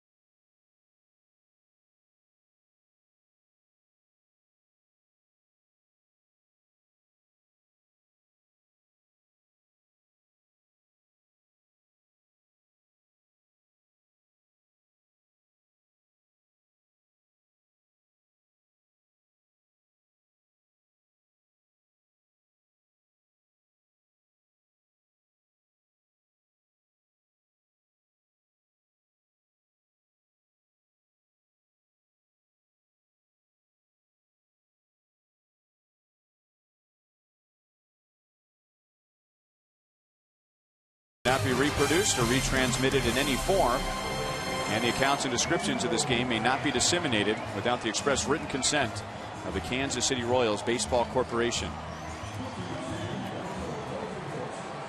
Ryan Lefevre, Rex Hudler, Joel Goldberg, Jeff Montgomery, joined by Denny Matthews for a couple of innings. Producer Brian Shapiro, director Steve Kurtenbach, associate producers Al Broughton, Sam Abramson, and Dave Holtzman. Danny Duffy, after working around runners at second and third and one out in the sixth inning, is rewarded for his efforts when Paulo Orlando's two-run home run against Chris Sale, and now Duffy has a 4-run lead. The biggest out for Duffy, the most important matchup for him getting to the sixth inning, was a 9-pitch battle with Jose Abreu. Here's Abisail Garcia. He'll hit it right to Alcides Escobar, one away. And that's our sprint cuts of the game. Duffy is fighting for a spot in that rotation. Believe it or not, the Royals have the luxury of having some extra arms. So what is he doing? Making the most of it. This is what you do. Make it hard on your manager to pull you out of that rotation. The stuff we're seeing from Duffy is quality. Look where it is. Everything's down in the zone. Hooks, curveballs, guys fouling off their feet. High cheese, you got to go. Duffy is putting the ball exactly where he wants it, going deep in the game like Ned asked him to do. Can't ask for a better outing. And then getting some run support from his tremendous team from the offensive side. But defensively, they're the reason Duffy's still in the game. The 2 double plays turned, the excellent plays have saved his pitch count. 2-0 with LaRoche. Only 88 pitches, so Duffy could have a quick inning here that could get him into the 8th. Really give that bullpen a break. It's pulled foul. White Sox have 5 hits against Duffy in 6 1/3 innings. LaRoche has 1 of those.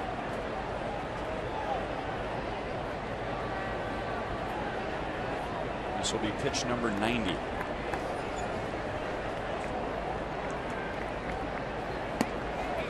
Three and one. What was that? That was a dragonfly. Was it? How come it took you 5 seconds to figure out a dragonfly I felt something on my head? I thought, oh my gosh, something was stuck to my forehead, so I just wiped it away, and a bird, it seems like, flew out of the booth. How big was that thing? It was huge. How did you not feel that? I did. I felt it. I mean, it's sorry. We couldn't share that with you folks. That was a classic.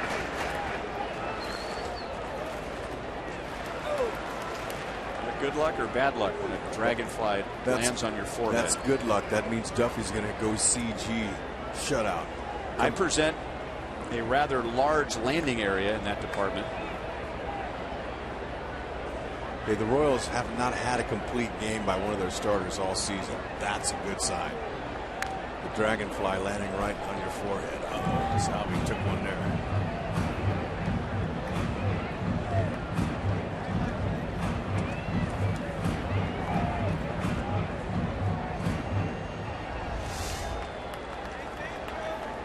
See where this guy. Oh, forearm.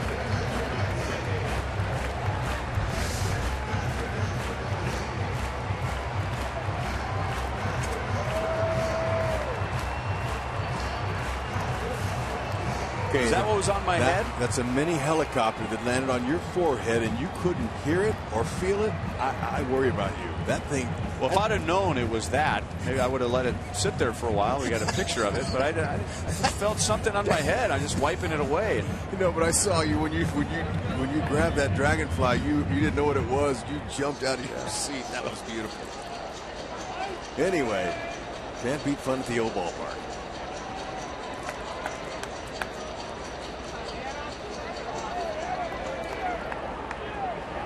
Three and two on LaRoche, with Ramirez next. A little pop up here or a ground ball and get out of it. Well, I don't think it's really important that the Royals have a starter that hasn't thrown a complete game. I think they're bullpen is so deep, there's no need for that to happen. But it's a rare thing nowadays. And Duffy, you know, his pitch count is getting up.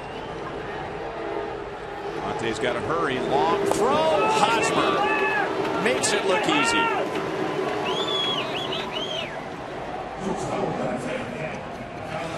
Rusty Goods cracks me up. He's so positive. The energy you get out of your coaches is a beautiful thing to help encourage these players. And Fonte just throws it over there like all of his buddies in the infield. Look at his little snow cone action there. You see how he starts low to high? Picks it. And he picks those in his sleep. And Rusty's in the background yelling and whistling, giving them constant positive reinforcement. That is needed in this game in the major leagues more than any others, because you have to do it every day. And the delicate mental muscles sometimes can get down. When you have a coach like Rusty or players that can encourage and say, hey, way to go, and accentuate the positive, that helps you get over that mental hurdle. Just like that little owie that Salvi's going through there. Mind over matter. If you don't mind, it don't matter. And that's what you got to tell yourself in this game when you're struggling, when your health, when you're physically tired. The Royals have really laid it out here at U.S. Cellular on this road trip. Long day, Friday, double dipper. I mean, you know, long games. Yesterday's game. Were we right out of 5 hours? Just under 5 hours. In the first 2 days, 3 games, 31 innings, 19 pitchers, 993 pitches. They're able to keep their focus on winning baseball games.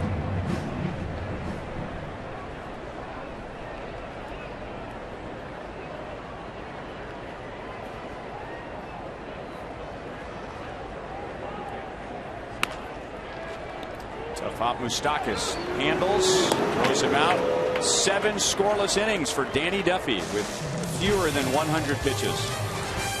Outstanding.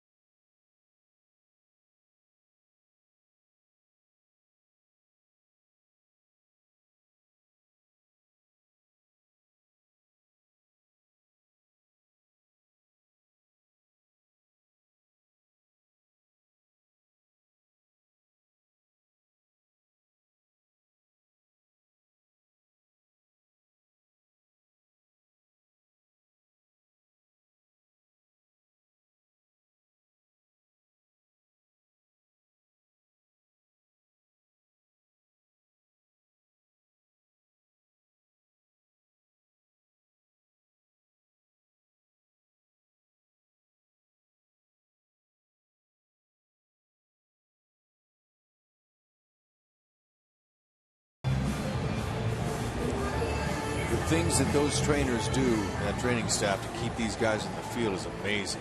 How hard they work. They're long hours. Matt Albers finished off the Royals in the 7th inning for Chris Sale. Albers was on the disabled list early this year. He broke a finger on his right hand during that brawl with the Royals. He was out for a while and has made only 5 appearances, including today, big league level, this year. You know, if you think all the way back to that early part of the year where the two teams had got a little skirmish, you could tell after that what happened to both teams. One went north and one went south. Two teams. Same with the Oakland A's. One team went north and two teams went south. And we're biased because we're around these guys, and that's okay. The fans are too. I personally believe, and I think you agree with me, that the White Sox are trying to find a way to stir up an emotionally charged team like the Royals in a negative way. And to some degree they did. They were able to get the Royals to react in ways that they say they have learned from and don't want to do again.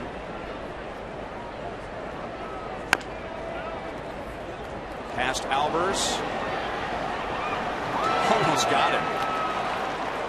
That's an infield single for Kendrys Morales. But I think in the end, the lesson was, you can't let a team get you out of your game. You don't want to have suspended players. You don't want guys going on the disabled list. And how much do you want to let a last place team get under your skin? That's right. And you know, Chris Sale going around to the Royals clubhouse underneath, trying to get in, what to fight, what to get hurt. Right. I mean, you know, it just didn't work for them. I think it motivated the Royals more than it did anything else. And they take care of their own business. Anyway, 83rd infield hit. And Morales, I might could count on 2 fingers or 3 how many infield hits he's got. Doesn't get a lot of them. But that 83 infield hits, that's 4th best. And I was a little surprised by that, thinking that that should have been a little bit higher in the league. But Oakland, Minnesota, and Detroit all have higher numbers with infield hits.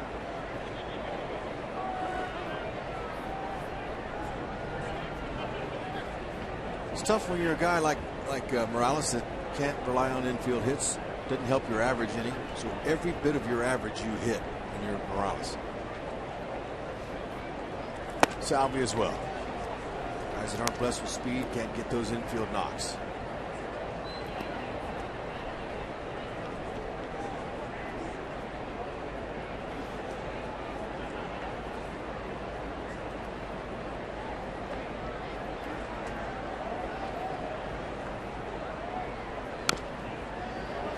Two and one.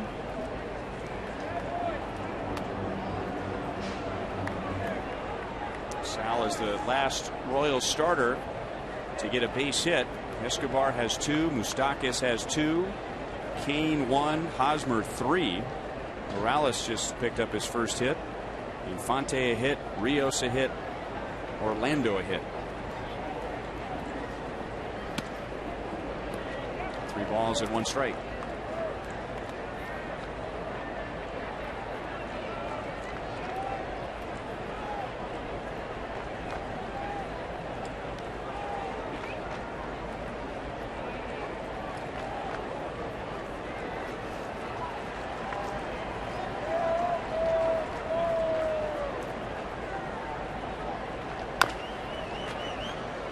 Saladino plays a short hop. Force out Morales at second base. Sal's at first with 1 down. Fox Sports Supports is proud to team up with Boys and Girls Clubs of America. Boys and Girls Clubs help young people to reach their full potential as productive, caring, and responsible citizens through programs that promote character and leadership, as well as education, healthy lifestyles, and more. If you'd like more information, visit foxsportsupports.com.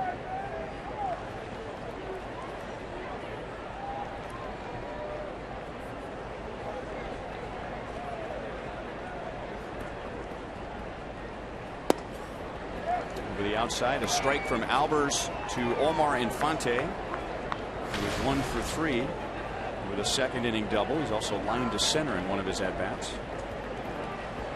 Albers, 3/4 arm slot, really not easy for righties. Hard fastball slider, sinks that fastball as well. There it is there. Ground ball machine. Out at first base. It's 3 double plays turned by the White Sox. But to the bottom of the 8th, the Royals lead 4-0.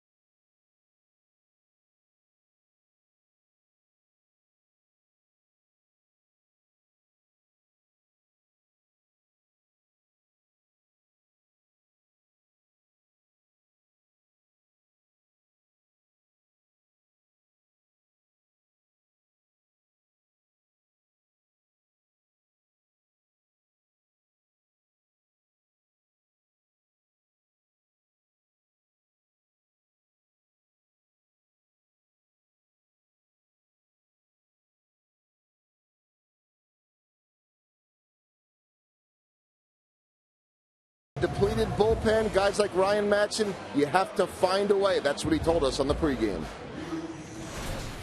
You don't feel as sharp, as good, but I don't know. I think it's more that just strap it up, and you know, we're playing this game, and you know, with this new aspect I have is just go out there every day and just have fun with it and see what happens. Ned Yost saying before the game he knew that Johan Pino would be available and Joe Blanton not sure about the rest. But there's a guy, I know he looks a little tired right now. Drew Butera said, hey, if you need me, I can go. And he reminded us that he has pitched in a few games. The backup catcher said that he's got more strikeouts per innings pitched, and that is correct. 3 strikeouts and 2 2/3 innings pitched. He said fastball changeup, by the way. Curveball, a little affected by a messed up thumb right now. Boulevard Royals Live. We hope not to be talking about Drew pitching in this game, but we will be talking about Danny Duffy, the Royals' ability to hit Chris Sale, and we'll start to get you ready for that Pirates series, guys. Any chance about the defense you guys are talking about? Yeah, sure, why not? Oh, I think we will. That's why Duffy's still in there. Saving his pitch count, double plays, making all those plays and the outs so he doesn't have to face another hitter and extend pitches. We could do a soundtrack just on the oohs and ahs of all of the fans here after each one of those plays. I believe it. Thanks, Joe.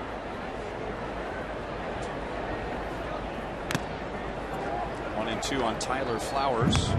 Danny Duffy, 9 times in his career, including once this year, has pitched 7 innings. He has never pitched 7 1/3 innings.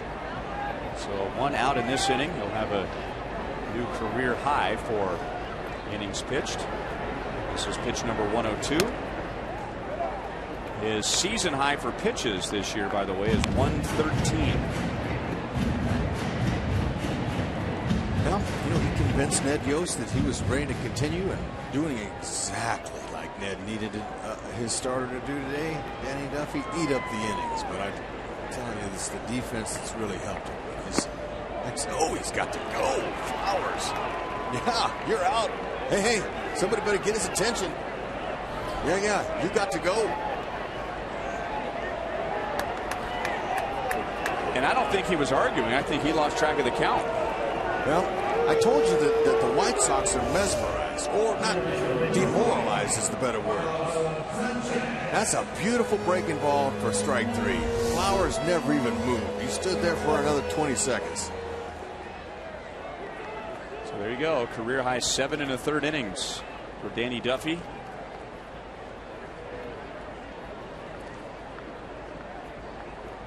That just sums up the White Sox whole series there. Right. Looking at Flowers in a daze.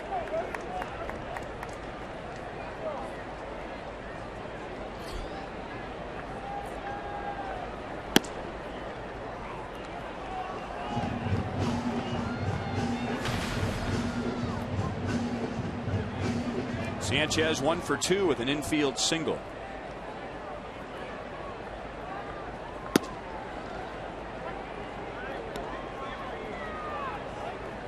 Duffy been throwing strikes, getting ahead of most hitters the whole game, earning the trust and developing more confidence in his own ability.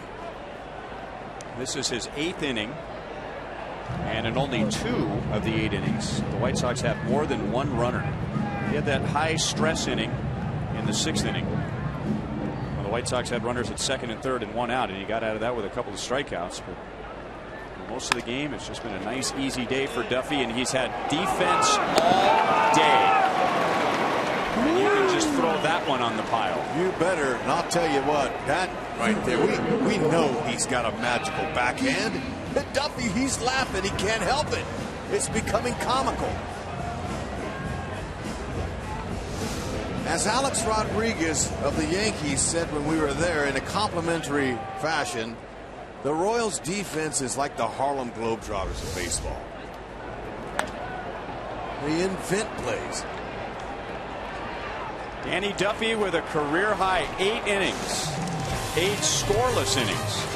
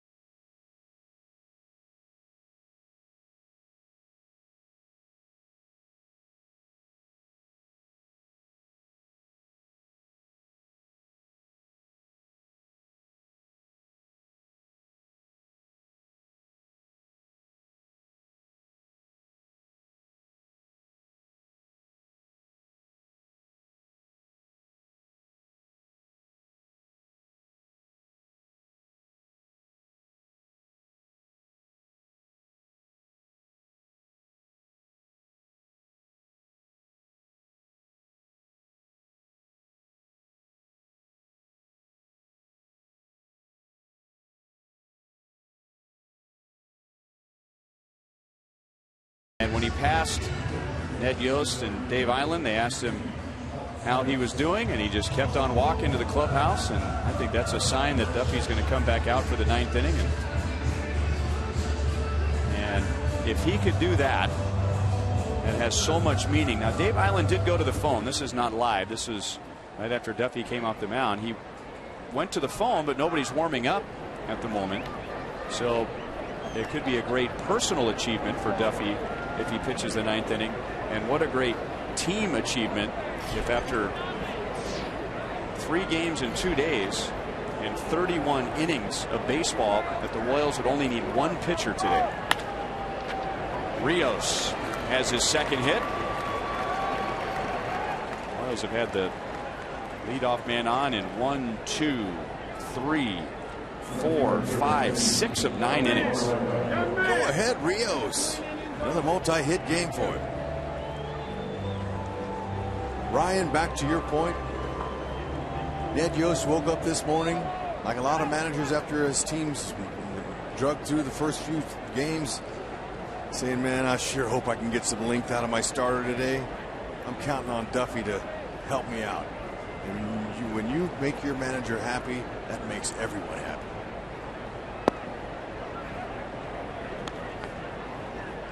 Paulo Orlando has the biggest hit today. Right now, all the Royals need is 1 run. However, with a 2-0 lead, even against a struggling team like the White Sox, it is not a very comfortable lead. Paulo Orlando in the 7th inning hit a 2-run home run off of Chris Sale, turning a 2-0 game into a 4-0 game. Remember, the magic number this year is 4. Royals are 43-5 when they score 4 or more runs.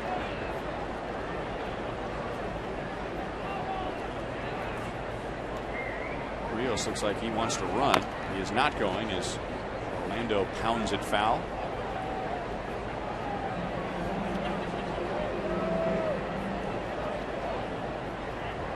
Roach is probably telling Rios, you know, we can't wait till you guys get out of town so we can start getting hits. Because nobody plays defense like you guys.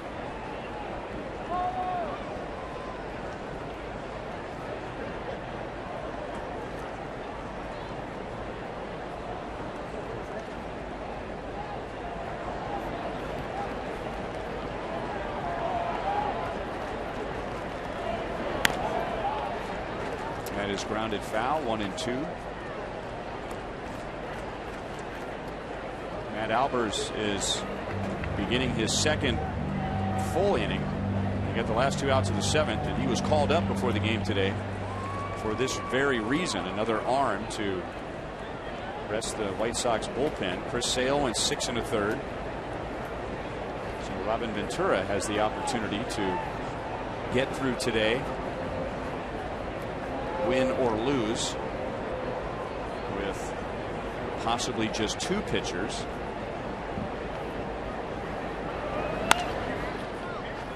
Still 1-2 on Orlando.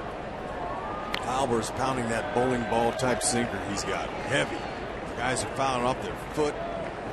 They're hitting ground balls to the infield. That's exactly what that pitch is designed to do.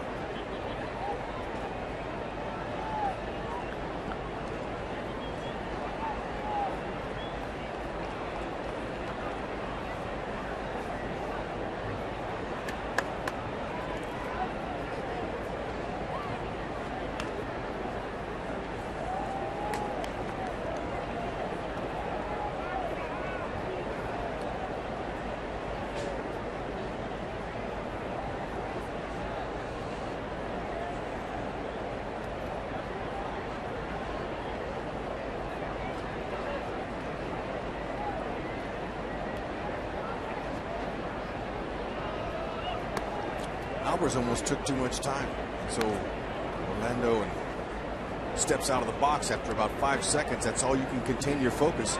He did that yesterday. He even took his hand off of his bat, went to the umpire and said, give me time please, and Jerry Meals didn't give it to him because the pitcher was already starting his windup, and he knocked in a big run with a base hit to the opposite field on just reaction. That was pretty special. Full count. That's a bonus hit. Orlando. Dyson filling in admirably for the Platinum Glove winner Alex Gordon, who's been out for 10 days now. Picking up the slack. Can't replace Alex Gordon, but you can sure pick up some slack and do your part to help out. Those two guys are doing it. That's all you can ask for in a team when you go through injuries, and everybody goes through them.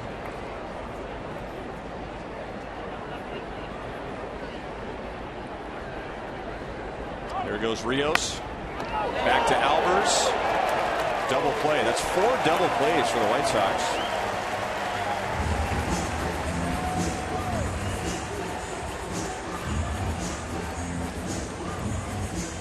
Remember to follow live Royals baseball with MLB.com at bat on your smartphone or tablet, allowing you to stay connected to the Royals all season wherever you are with the MLB.TV Game of the Day, in-game highlights, live look-ins, replay reviews, radio broadcasts, and more. Also good for Spanish-speaking fans.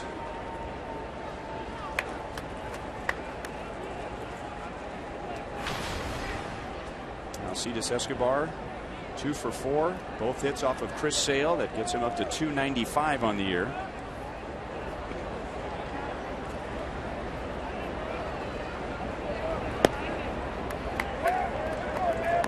Escobar in his last 29 games. So this is a long stretch now. Last 29 games. He's hitting better than 360.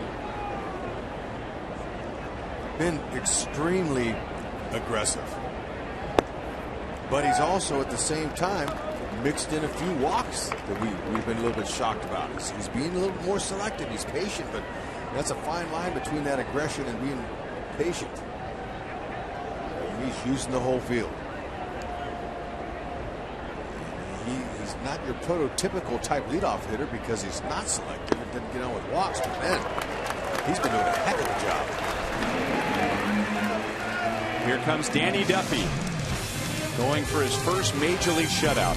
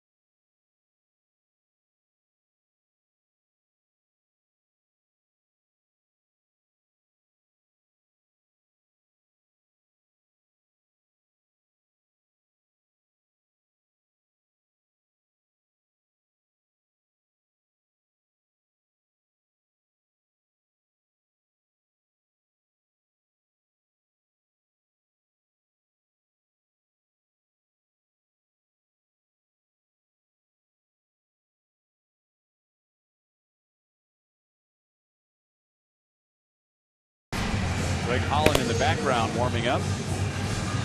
Just in case, Danny Duffy at 109 pitches, going for his first major league shutout. He had never pitched more than 7 innings in his career. He had done that 9 times. So a new career high with 8 innings today.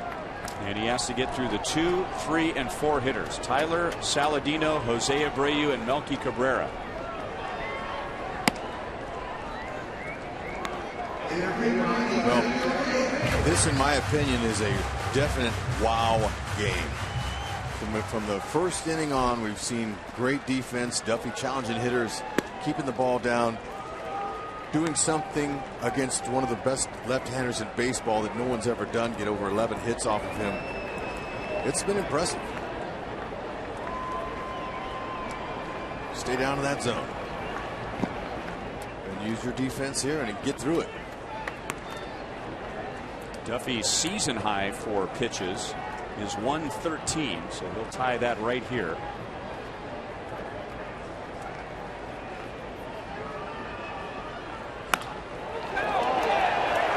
Well hit to left field.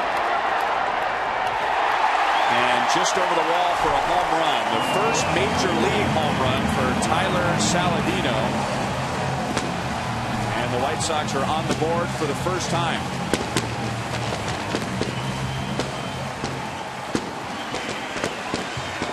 Oh, well, it was an excellent run by Duffy.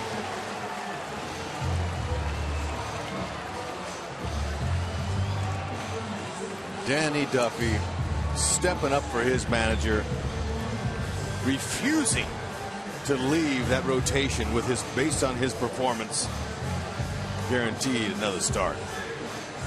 Hopefully many more. Now he has the option of bringing in Blanton because it's not a save situation yet.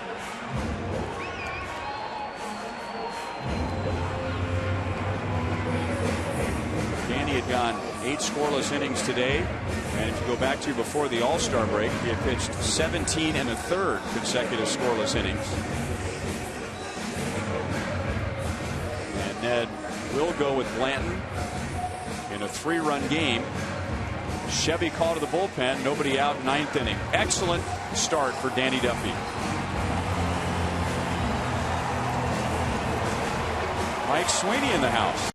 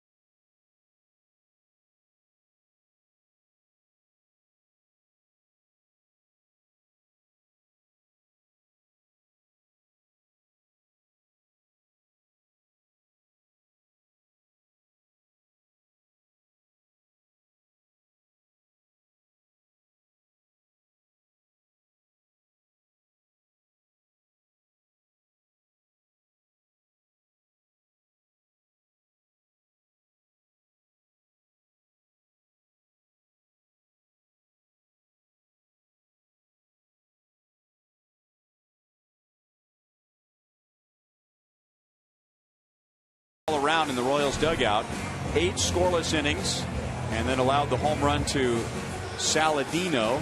Tyler Saladino's first major league home run.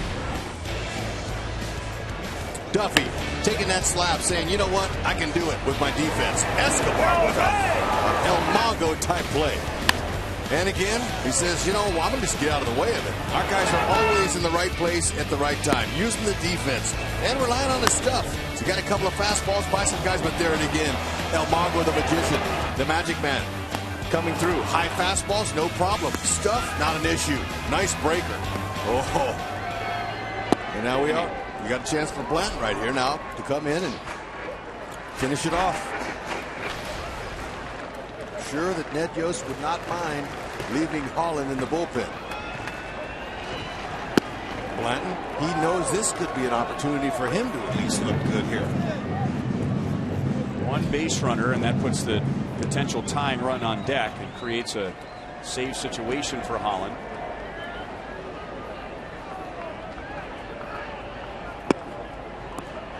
1-2 on Abreu. He's 0 for 3.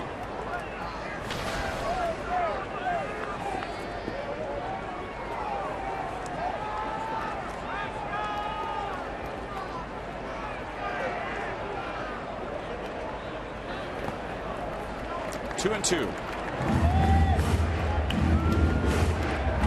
Home run for Saladino is just the 6th hit all day for the White Sox. The Royals have 13 hits, and 11 of those against Chris Sale. Gave up all 4 runs. Blanton strikes out Abreu, 1 down. You know, Saladino, he's been watching the same game we've been watching. So he's saying, I got to get me a fastball up so I can hit it out of the park, because if I hit it anywhere inside the park, they're going to catch it. Well, a smart hit. And that one right there was just a good, nice little slider on the outer half by Blanton. Get the Abreu.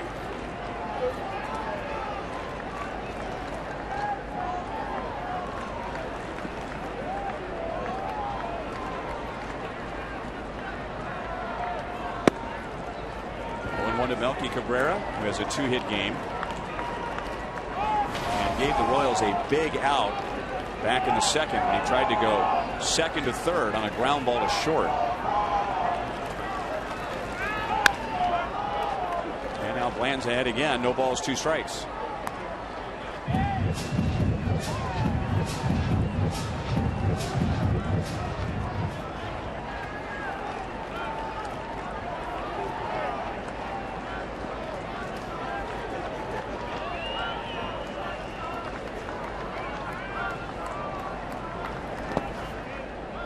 One and two.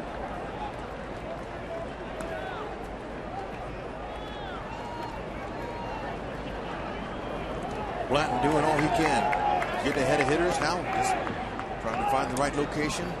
Finish him off. Just like he did Abreu. A couple good sliders. Back-to-back strikeouts. Follow Salvi's lead. Salvi, he's hotter than a firecracker. Calling the right game for Duffy, and now helping Blanton maneuver his way through this final outs in what has been a tremendous start to the second half against their rivals, the White Sox.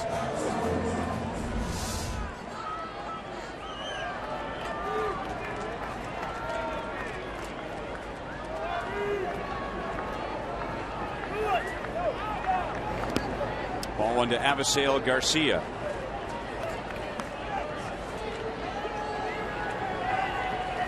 There was a decade where the Royals struggled badly against the White Sox and struggled badly here.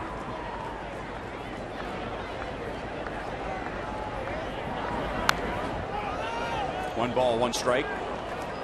But the Royals have won the last 4 season series with the White Sox. They have won 17 of their last 23 against the Sox, and 18 of their last 24 here.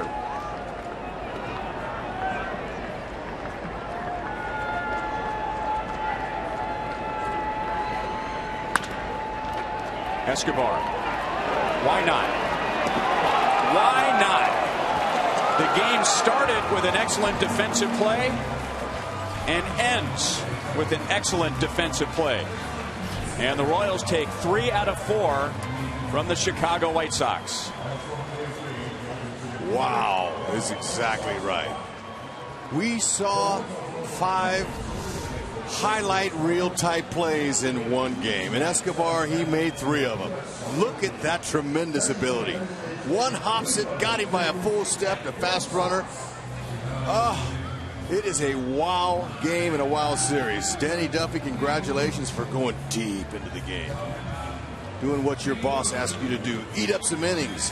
High fives all around, fellas. Time to get on the bus and forget about us. Royals are now 55 and 35. And the first time 20 games above 500 since the end of the 1989 season. This is the 6th series win of the last 7 against Chicago. And the Royals before and after the All-Star break have won 10 of their last 12.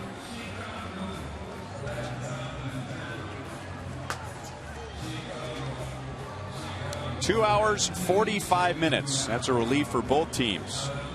Average game time for the first three was over 3.5 hours. A lot of smiles in the Royals dugout. Joe Blanton gets his first major league save.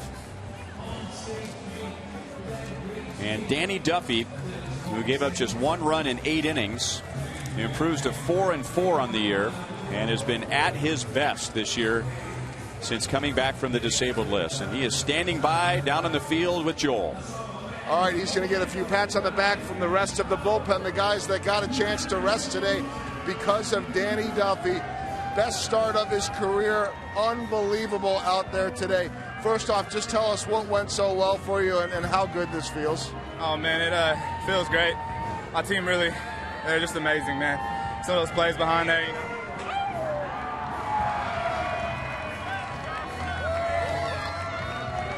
You've never had one of those? I've never had one of those my whole life.